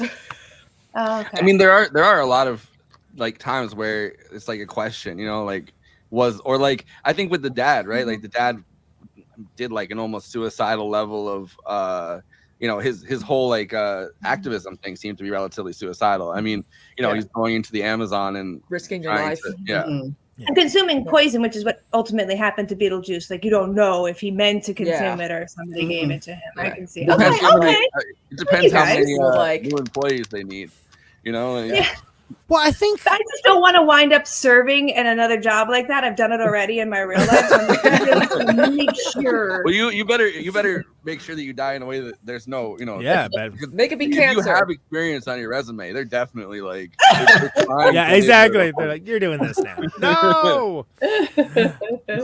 you get to the afterlife. They're looking at your CV. I do like the. We haven't talked about the Dead Boy plot. I don't really care for it. Yeah, that was what I was going to ask. But what I was going to say, the one part of it that really worked is like, you got to get your thing stamped at like ostensibly this like, horrible like, border crossing kind of like, you got to go over to desk 5 for that. That all worked for me. And I think that's a natural, because we actually in the first movie, we don't see that much of the afterlife. We mostly see the waiting room. So I like the idea of there being like this is just massive, there's all these like organizations, there's departments, and you got to go. Oh no, you got to immigration. you got to go to immigration, like desk 5 for that, and you got to get this stamped to like whatever. That all works for me. I just wish it was in service of a. I just wish it was in service of a plot line I didn't care about. Well, the only reason that kid exists is to get Jenna Ortega to the afterlife. And also to prove that ghosts exist to her. Yeah, I feel like there's a lot of different her head on the tree of the treehouse. Maybe that's what happened. Although I gotta say, I still love that you draw the chalk of the door and like it. And I also feel like I wish it was just a better actor that played that kid. It could have sold it better because like some of it is that actor just wasn't very good. I mean, is it just me? Am I being overly critical of this dude? Because like it's the one thing No, I'm it's like you the could point. use I that. just said he wasn't a very good actor. I feel like I know who could have done that role real well, and he's starring in the Menendez Brothers TV series. His name's Nicholas Chavez. He's going to be another. He was on General Hospital, but now he's actually one of the few if he's a good Chavez, actors. I guess maybe I do like him. Like, yeah, he's also like another Ryan Murphy. He would have been a good part because this dude can act. Like he's won Emmys. It's not that the guy can't act. I think the characters are interesting. KT, go ahead. Yeah, sorry. No, I was saying this to Conan. Like, this is the most successful plot line from season 1 of American Horror Story. You want to find the actor who could do it? Go get that actor. Go get that guy. Yeah, it's literally it's Murder House. Yeah, and that would be an extra layer of. But like, that'd be an extra layer of hilarity. I also hate that calling it immigration all of a sudden made like a version of Donald Trump for the afterlife pop into my head. Like people are coming over. So well. They're eating your pets. They're coming over from the great beyond. I want to see what the great beyond looks like. Right. Yeah. Like, Eileen, what do you think about the Dead Boy story? What do you think about this? It was my least favorite as well. Yeah, it just seems like it all kind of goes as soon as you get to the treehouse. Let's have a completion of Monica Bellucci's character story and that's way more interesting. I did know. I had a feeling something was up when like the parents, you don't see their faces. I'm like, oh, yeah. I thought immediately. Yeah. I'm like, something's up, Astrid. You in danger, girl. Yeah. Although, to be fair, I love the sequence where Jenna Ortega's character like almost wipes out 3 times, then crashes through a fence. Yeah, I thought that was lovely. That was awesome. like, oh my god, is she gonna die? No, don't do because this. what I don't like, and this is, I think, a modern construct outside of just actual slapstick comedies, is when cool, talented, lovely actresses don't get to do anything funny or like quote unquote demeaning. Everyone has to be like a perfect little princess the entire time. Jenna Ortega wants to. I mean, No, she's- considering her acting roles, like in the Scream franchise. Yeah. Well, so from I like that from her sequence a lot. first- I just don't like the dude. Yeah. The dude But, sucks. well, and it didn't have a quality of like, does it have to be like she has to find a cute boyfriend? It just seemed like Yeah. couldn't you have done something with the father, like something about rescuing the father? And if it was like a little bit more in the spirit of the original Beetlejuice, it wouldn't have been that, right? Like the thing that Lydia does not do, throughout that is there's never a moment that's like that. And I feel like they could have. There's a whole bunch of things they could have done to get the same effect, where it's like somebody really needs help or something, and she's like empathetic enough that she goes to help them, or like I don't know, like it just kind of drawing her in with a cute boy. Also, that boy's not that cute. I'm sorry, I just don't. I did not like his. I just didn't like his whole thing. I'm like, Maybe if it was like Jacob Elordi or something, you'd buy it, right? He was very like. It's just like this is a pale, This looks like some guy, some guy in a treehouse. Who cares? Kind of like a weird guy that's in like I wouldn't like. She was instantly smitten by him, and because he's reading fucking Dostoevsky. I can't even say it. Like, she's reading Crime and Punishment, and she's like, "Wow, Crime and Punishment." I was like, "Oh man, that's but like, that? but if that ghost had been allowed to be at a cafe, he would definitely be reading Dostoevsky in public, so we could be honest about it. Well, he'd be like so that I appreciated because there is that douchebag. Timothy Chalamet in fucking Lady Bird. Oh my God. And he's reading Howard Chalamet Gaines. should have been. Oh my God, Timothy Chalamet should have played him. See, Timothy Chalamet, I would buy it. I would be like the Edward Scissorhands commercial for the Super Bowl where he played Edgar and Winona Ryder played his mom. See, I might buy it if it's Timothy Chalamet more than with this dude. Right. Yes, exactly. It's a deeply inessential plot line for an overplotted movie. Yeah. So I mean, like, I don't think you need it at all. I think you could get her to the afterlife. Well, in another the parts of it that are essential are like it's When she finally sees his dad. any kind of ghost that she doesn't know is a ghost. Get her to the afterlife, right? Like you could have done that in so many different ways that aren't like, oh, she meets a cute boy. Like there's just because that's the thing that because Lydia Deetz in Beetlejuice, that's the thing that's like so kind of cool about her character is she's not like boy crazy. She's not even like remotely interested in romantic relationships. She's more into death. She wants she wants to die. She's 8.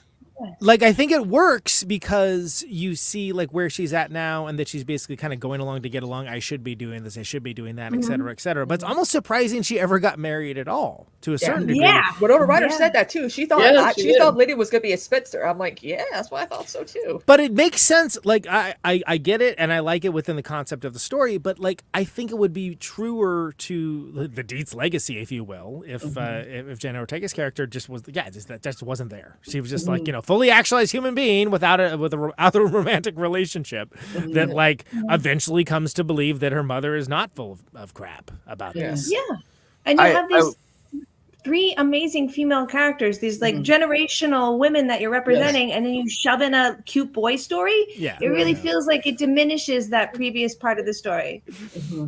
I do get it with Lydia and like the father, right? Like this kind of exciting like activist type guy that's like that's all over the place. It's kind of unattainable. Clearly, like brings her out of her shell. Yeah, like I can get it with that way more than Astrid. I couldn't remember the name Astrid. Thank you. Yeah, well, with like the Rory story. I mean, she's going along to get along. Like I get that. I think that's well done. But like I do understand how she could have ended up with like a guy like that.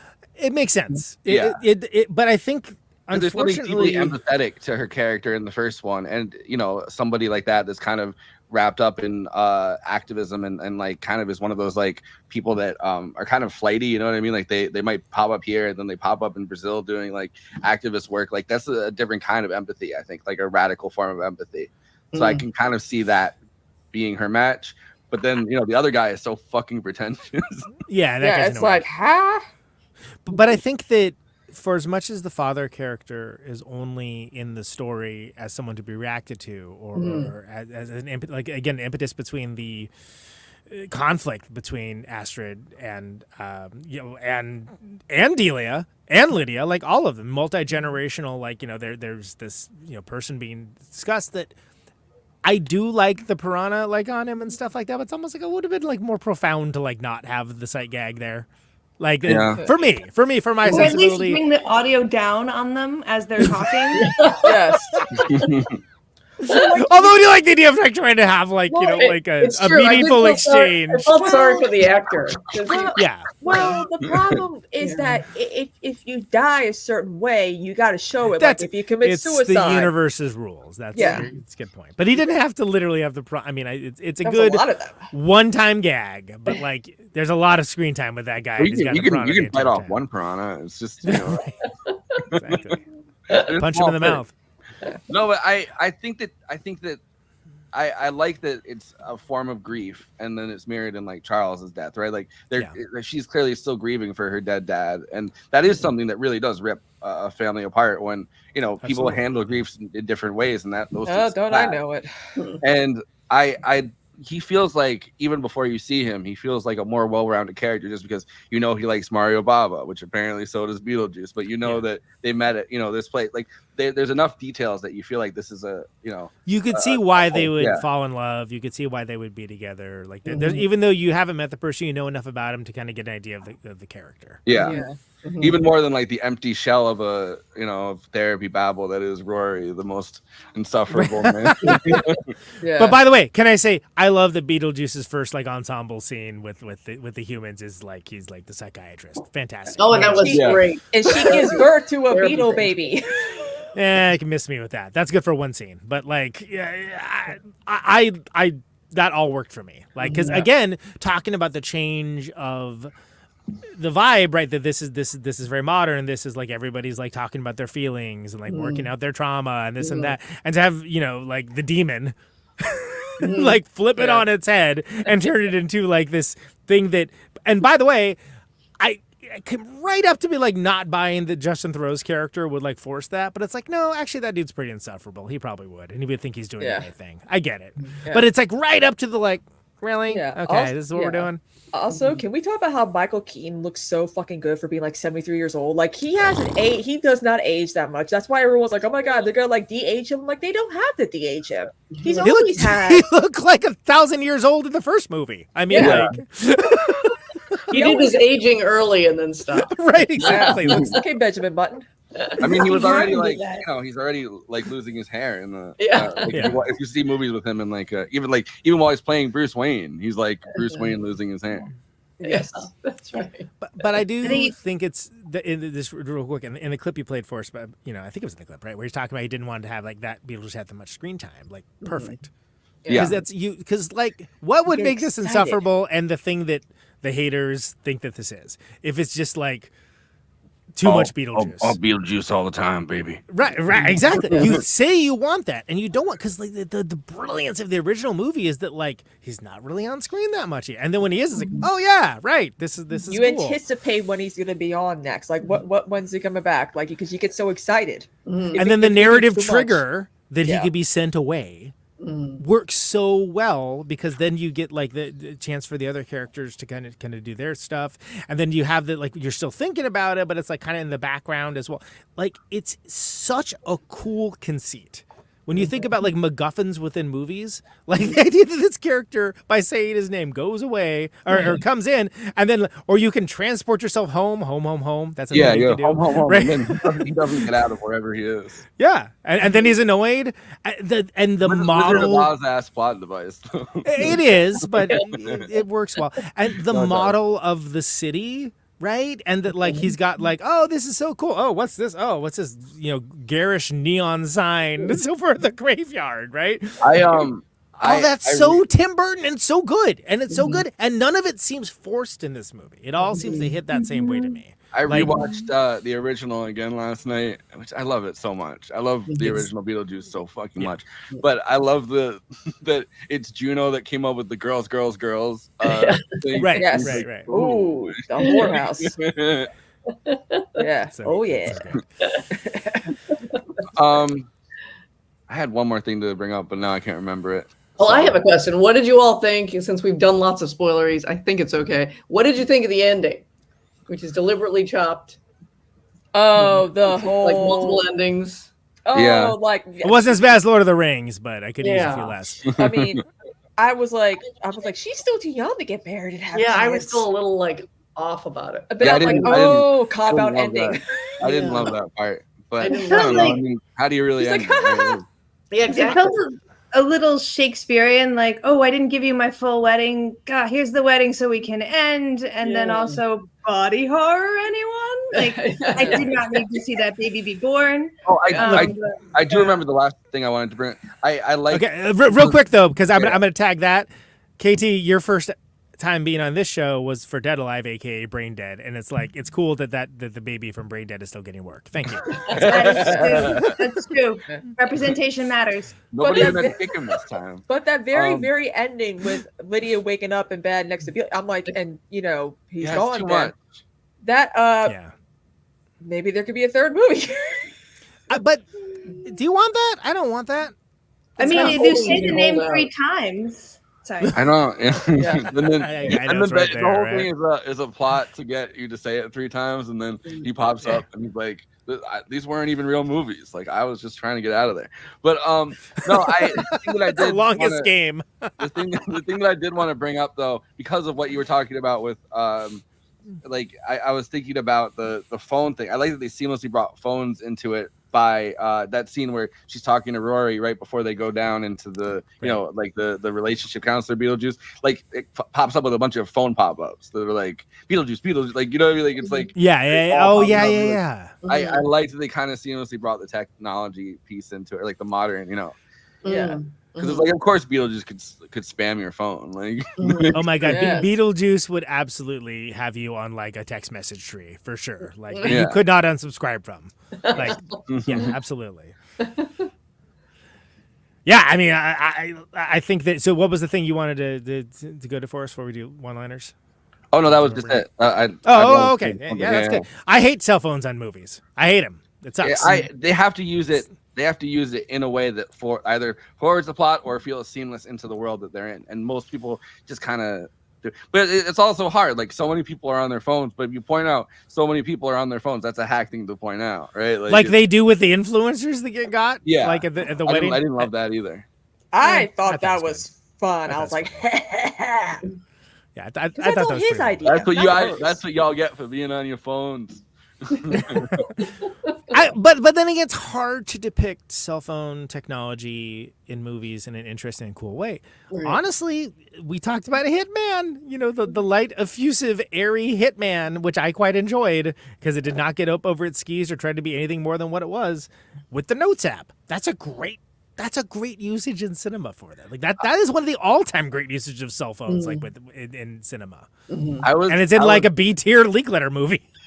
I was at I told you guys this, but and Eileen, I think you saw the post that I had, but I was at my grandma's house and we just got her house fitted with all of these Alexa type things, so she can like call for help or whatever she needs to. And the Alexa, but we got the ones that have the commercials, I guess. And one of the commercials was just Beetlejuice, and it said, "Say Beetlejuice Beetlejuice to find out more information" or something like that as their commercial thing with a picture of Beetlejuice like this. I was like, that would be such a funny way to get him out of the out of his. To have that be a gag within the movie. Yeah, you're like, oh, what's this? Beetlejuice Beetlejuice. Then he pops out. And he's like, you freed him from the iPad prison that he's in. I've been sucking this app for 10 years. Yeah, exactly. No, that's great. The jokes write themselves, really. Yeah. Speaking of jokes, Letterboxd, of course, is a film site for film lovers to talk at with and to each other about the films that they love, maybe the films that they didn't love, the films that they called out their most favorite thirst posting for character not to be named. All of this is, of course, best expressed succinctly. You get to have everybody, not just Siskel's and Eberts of the world, everyone gets to chime in and opine about what they want to say, but you don't want to make it too long. And, of course, these are collected by yours truly for us to react to on the show for the movie we're talking about. These are the Letterboxd one-liners for Beetlejuice Beetlejuice. Let's go. I get it, Tim. If I was dating Monica Bellucci, I would also write her into my movie for no reason. Yeah, that's just. Yeah, nothing to say there. That's what it is. People need to stop hiring Beetlejuice. He's untrustworthy and, frankly, a troublemaker. Aren't there Yelp reviews or something in this world? Like you can be like, Beetlejuice got 1 star. They could have done like a rideshare app gag if they wanted to. God. But I also he said he's like, well, I got a little quid pro quo for you. And every time I hear quid pro quo, I think instantly of you, Conan. Because Quid pro row. Hey man, that song made us like $90 that month. Thank you, Trump. Something I never say.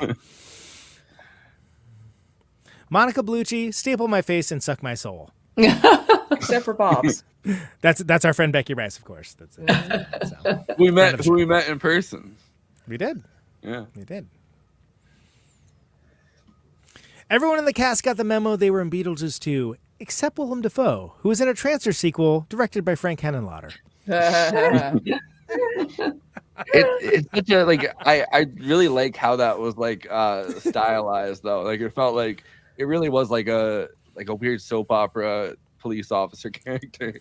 If I may help explain this user's joke, by the way, Frank Henenlotter is most known for the movie Basket Case. Everybody. Oh. So there you go. Full Moon features, of course, Doll Man versus Demonic Toys, Puppet Master, et cetera, ad infinitum. So, Radu. Transfers. This show brought to you by Transfers. Transfers is not great. It's a real Andy franchise. That's the most black people I've seen in a Tim Burton production. To be fair, that's the most black people Not I've seen a lie, though. In most productions, there was a lot of them. Man. I could see And Fox. they were still in whiteface.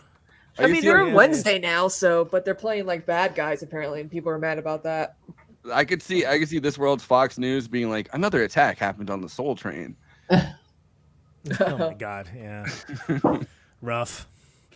The way they write Jeffrey Jones out of the plot is about 10 times funnier than you could possibly imagine. So good. Especially when you consider what happened with him in real life. It's I love this. The plane goes down, and then somebody sees him, and a shark appears. He waves at them. I love that. it really is like the over the top nature of it. It all works for me. But he shouldn't have been a pedophile, and then he would have gotten a more dignified ending. Mm-hmm. Are sandworm popcorn buckets becoming a thing? That's right. Maybe. I like how much of it's pretty clearly like a Dune reference in the original too. But like with Dune coming out as such a big such a big franchise, like movie franchise, I love the sandworm thing. Every time the assistant handed Willem Dafoe a coffee, I fucking lost it. he has the fucking a garbage that's just the coffee spout. Just coffee. You'll always get me with stuff like that. I have that stuff too. You got to keep it real. Tim Burton keeps making Jenna Ortega do these stupid ass dances like she's in a frat pledge initiation. Also, there were so a lot of sandworm popcorn buckets, and I'm pretty pissed about it, guys. Yeah, I bet. He does keep making her do silly dances. Hey, well, she choreographed the Wednesday dance Come herself. on, Goo Goo Muck was not a silly dance. It was the best dance I'd seen, and I don't even know She why. choreographed it all herself.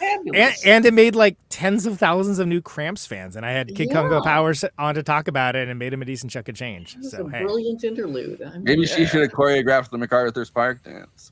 Exactly. Jenna Ortega's dumbass be like, I don't believe in ghosts. Bro, you got your tongue in one. Ooh, Lit her up. Wow. You were floating. Those are the letterbox one-liners for Beetlejuice. Please follow the show at Movie Night Extra for our Letterbox HQ account, where you can find out about all the different things that we're covering on here, all the stories for all the shows, the movies that we're covering, lots of other bonus materials, lots of great stuff like that. I'm over here now. Okay, yeah. The host with the most, Forrest, way over there, past Kristina. You can follow him as well at Always Flacco. I'm the ghost for the most, baby. Did you know he hosts a movie podcast? It's on his Letterboxd profile. I don't even remember writing that as my. I don't even know how you got that there.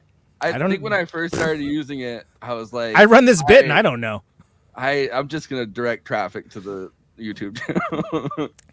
At Always Flacco, Forrest is logging all the stuff on this show and so many more. Kristina, I guess you'll go next because you're over here.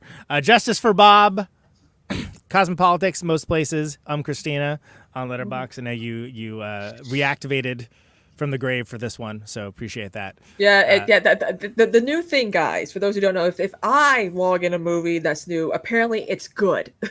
That's what we've decided. Okay, all right. Did we? I don't remember deciding that, but okay. Well, KT was the one who said it. This is true. It is true. If she is moved to, it does indicate. Canonically known. All right, so there you go. I, of course, am the Conan Neutron at Conan Neutron. I am covering the highbrow, the midbrow, the populous all that good stuff. Follow me for the Criterion Challenge, as well as Film School Dropouts. One of those I'm on track with. One I am definitely not. And follow along for all the best in film that ever could possibly be and my opinions on it. KT Baldassaro, our newest edition. KT, movie runtime. Is it movie runtime for the? Yeah, it's movie runtime. It is. Account, right? It I'm is, doubting myself suddenly because having the visuals is throwing me off. But consistently good. Follow, always logging the best stuff, and follow her in Letterboxd as well. Yeah. Eileen, unless you've made a stealth account and developed a bunch more free time, I don't think that you are on Letterboxd. So I think we'll just go to the plugs and then we'll go from there. Right? Yes, that's what we're gonna do. Yes. Yep. If you're watching us on YouTube, please like and subscribe, and then hit the bell to get notified whenever we're streaming. And we'd humbly request that you watch the video to the end, because it helps us with the algorithm and helps more film fans to discover the show.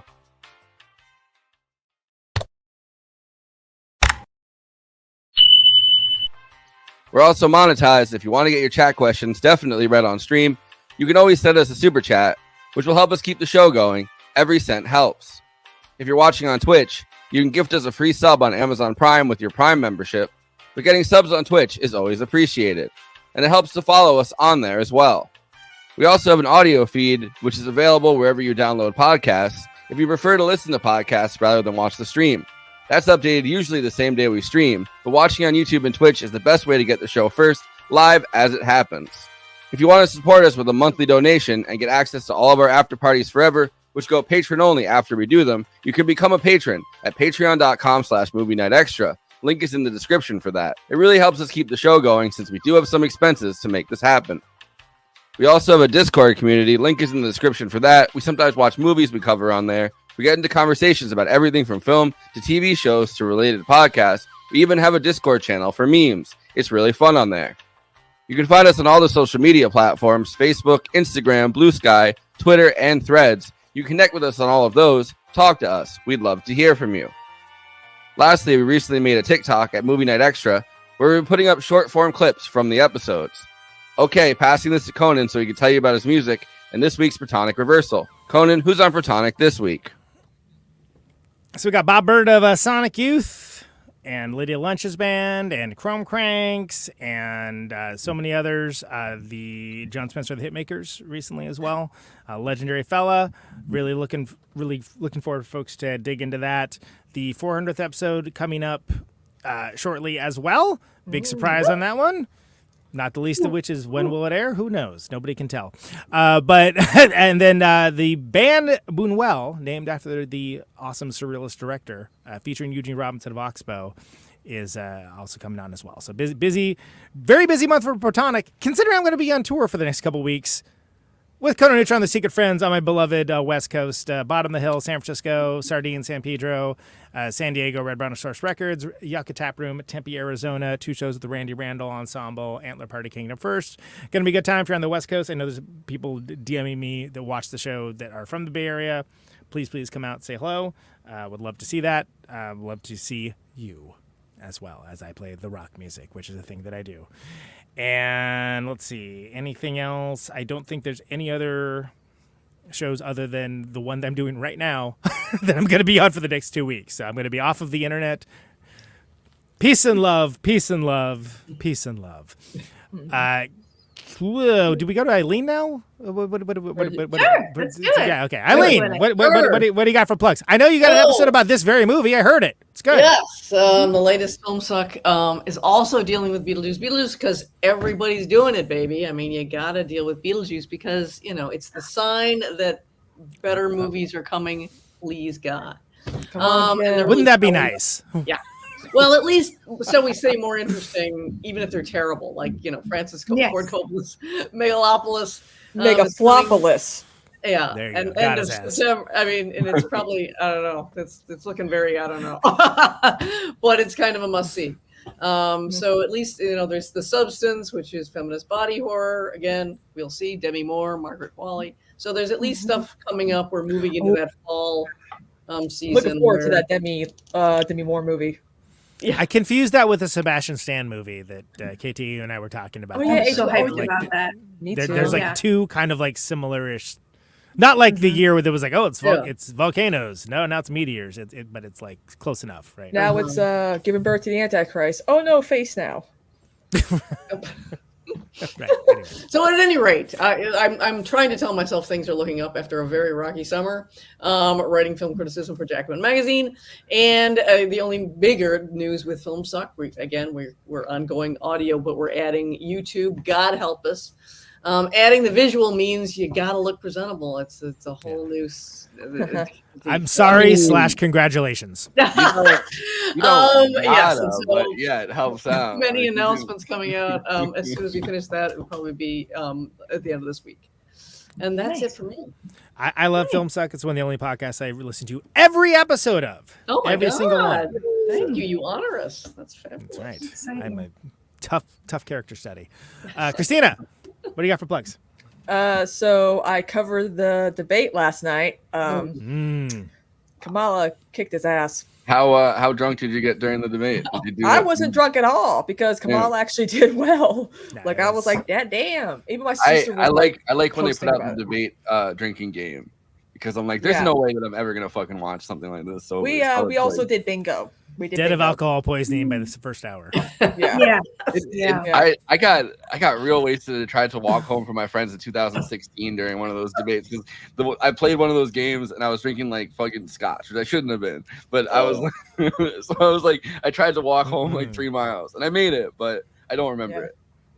And then this Thursday I'm on PowerPoint with Dan and somebody else. I don't know who. Awesome. Maybe it's a surprise. And of course, this weekend, Donald Shadow Trump. Saturdays. What? I said Donald Trump. Dark Shadow Saturdays. Ignore him. Yeah. Move on. God. If you like Dark Shadows, and we got a lot of people that watch the show that find out from the Discord. You should join Christina's Discord if you haven't already. Yeah. What's fun? I also left on the best cliffhanger, and I think Eileen remembers this. Remember when Jason McGuire blackmailed Liz into marriage? No, I don't. No? I haven't started watching the show. I keep meaning to. That's like the ultimate cliffhanger, and everyone's like, "Oh man!" I'm like, "You have to wait till next Saturday." Next time. We go through like about 20 something episodes per Saturday now. Oh damn! Damn. It's like you're like a Roku channel. Thank you, Roku. Everybody, thank you. No, I haven't seen. I've seen every episode, but I have not seen it in like 25 years, maybe. Like it's been a long time. I used to watch it like home from school. It'll be on the Sci-Fi Channel. Dark Shadows and Doctor Who were the Red Dwarf. Those were the three. Yeah.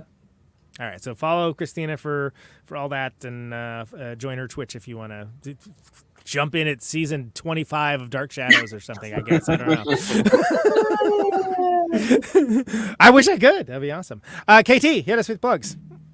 Yeah, I am doing, of course, the podcast, What If I Don't Like It, where I bring people on to discuss a movie they haven't seen, but they think they might not like.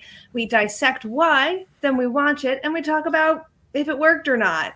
Last movie that we did was It Follows with Alex from Trashwire, because she doesn't like horror movies, but we brought her in there for a thoughtful horror movie about, a lot of deeper issues, as horror movies tend to be more successful with people when they're thoughtful. That one's a great one. But coming up, I'm going to be doing There Will Be Blood with a friend of mine who is a comic book artist, who is a steampunk comic book artist. Actually, he worked with the writer of Annihilation to do that steampunk book that they put out. That's right.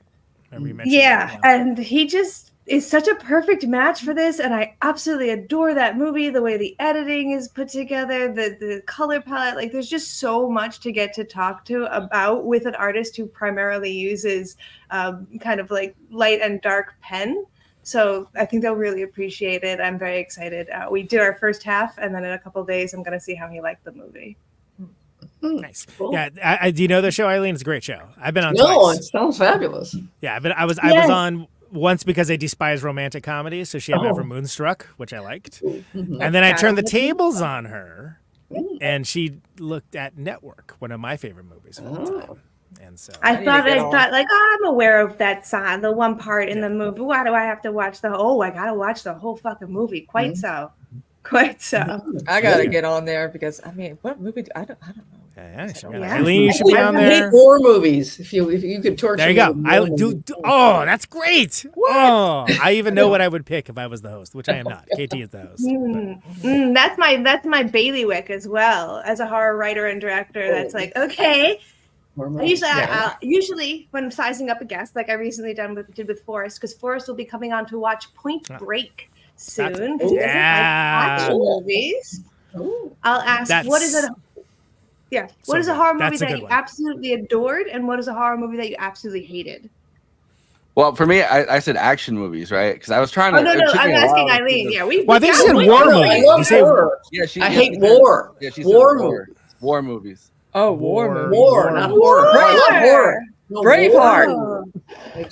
I'm from New York, so you only have to say "ha," and I'm like, that's the whole word. Oh, sorry, no, war. Yeah, probably love, if you could call it a war movie, Battle of Algiers the most, and God, what would I hate? Battle of Algiers fucks. Yeah. Which is probably the only time anyone's ever said that. Braveheart. I don't know. I hate all World War II. Algiers has a lot of has war some, movies. So has some great. Cinephiles. Yeah. Oh, there's this one black comedy starring Michael Crawford and John Lennon. It's a black comedy from like 1967 called How I Won the War. Oh yeah. Yeah. That's one John Lennon, right? Yeah, that's actually a pretty good movie. Oh, that sounds cool. A lot of physical comedy. I immediately think of East West, which is a Russian movie. It's set during the war, and there's a bunch of different characters that come involved in it. But maybe I'll email you. Maybe we'll talk. See, I would go for the Elim Klimov movie. Come and see, except for the fact it's one of the most brutal movies of all. It is a great movie. Time, but it's so good. It's so good, but it's I gotta find one I never want to see that. Seen, though. So that's the trick. Eileen, I'm sure you've seen Paths of Glory. Yes. Yeah, that's a horror movie that I would pick for somebody that doesn't like horror movies. I feel like that's the one that I think it's more the formula horror movie where you got to build the team and there's no I in team and they all have to learn how to fight together well. I don't know. There's certain formulas they developed in World War II that. Yeah. See, whereas 1917 is just that kid running around with Roger Deakins cinematography, and that's like 2 hours. Right. That's Dunkirk. Or no. So much running around in that movie. The earlier version of like a World War I movie. Now I can't stop thinking about The Great Dictator, where it's he's learning the fight. Because there also is a World War I Charlie Chaplin movie, but like he's learning the technology for the first time and going. That's right.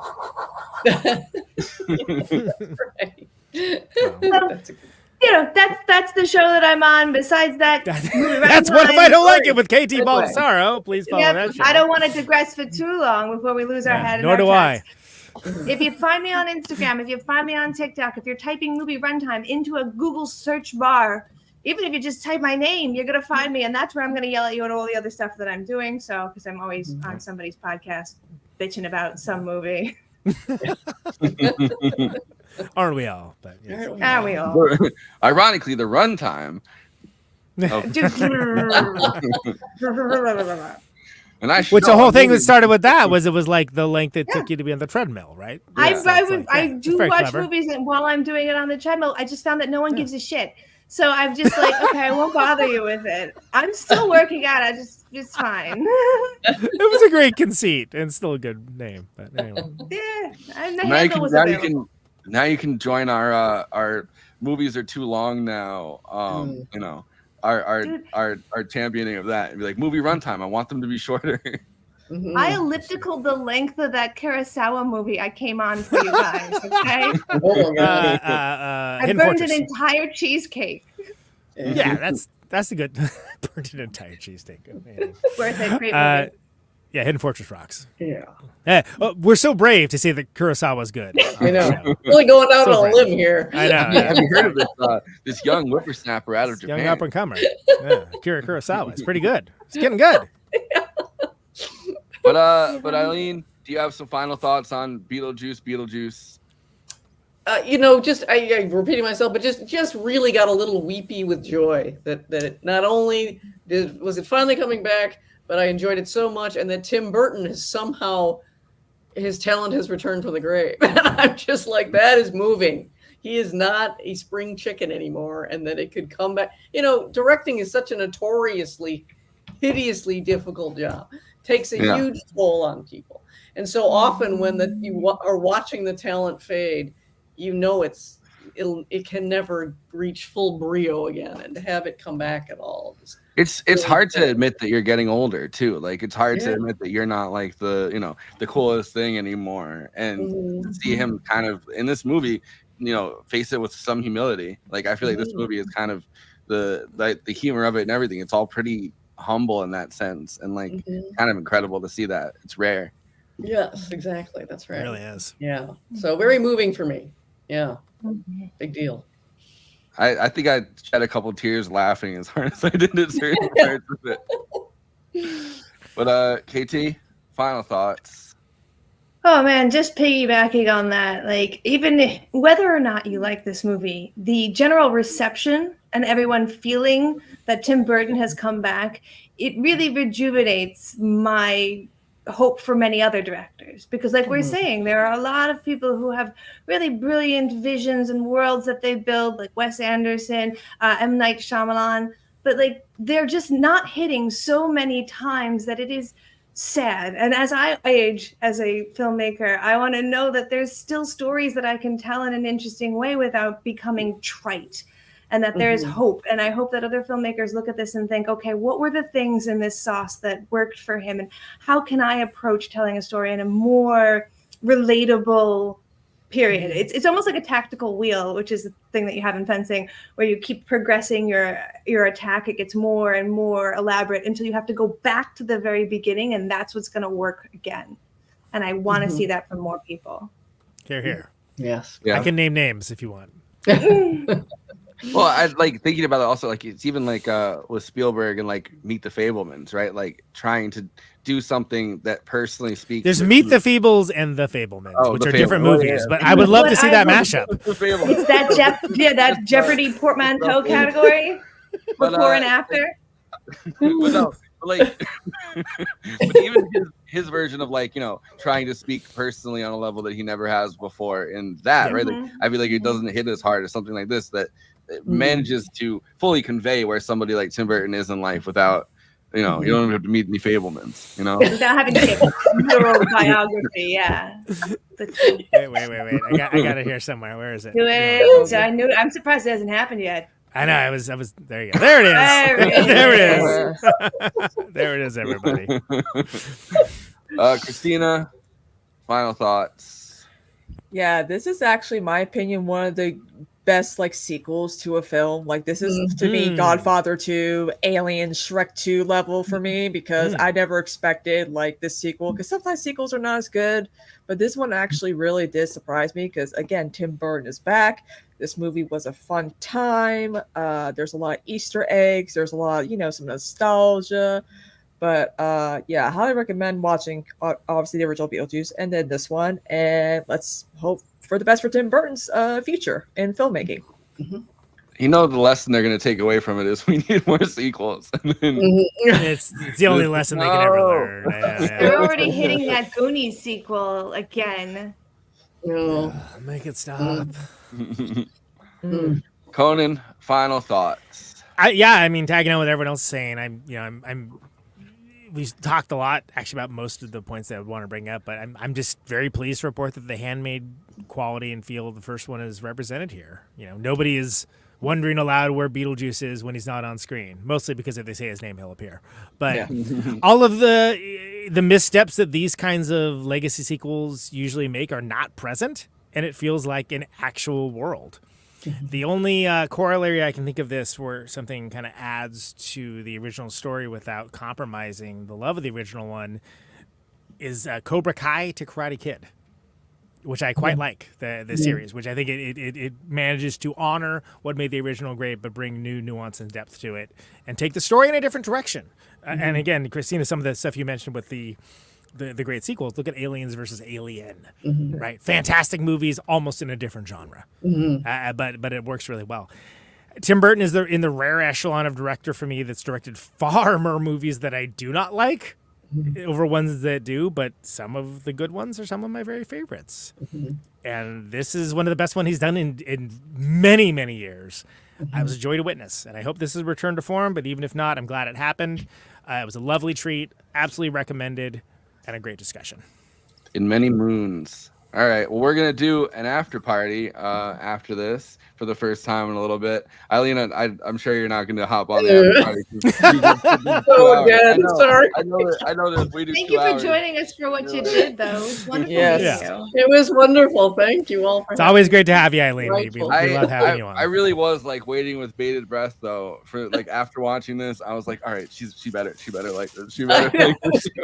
He's just sitting there refreshing Jacobin. And then I woke up in the group chat. Kristina posted your article and was like, "Yay!" And I was like, A lot of surprise people, but thank God it worked. Even the title of it was like Eileen loves Beetlejuice too. Like it made it like. It made it sound surprising. like a reporter incredulously giving a story that they didn't expect. They knew it was big news. They knew. Yeah, exactly. But so we'll see you guys over there. Eileen, thanks so much for coming on. Thank you guys. It was lovely. Bye. Yeah.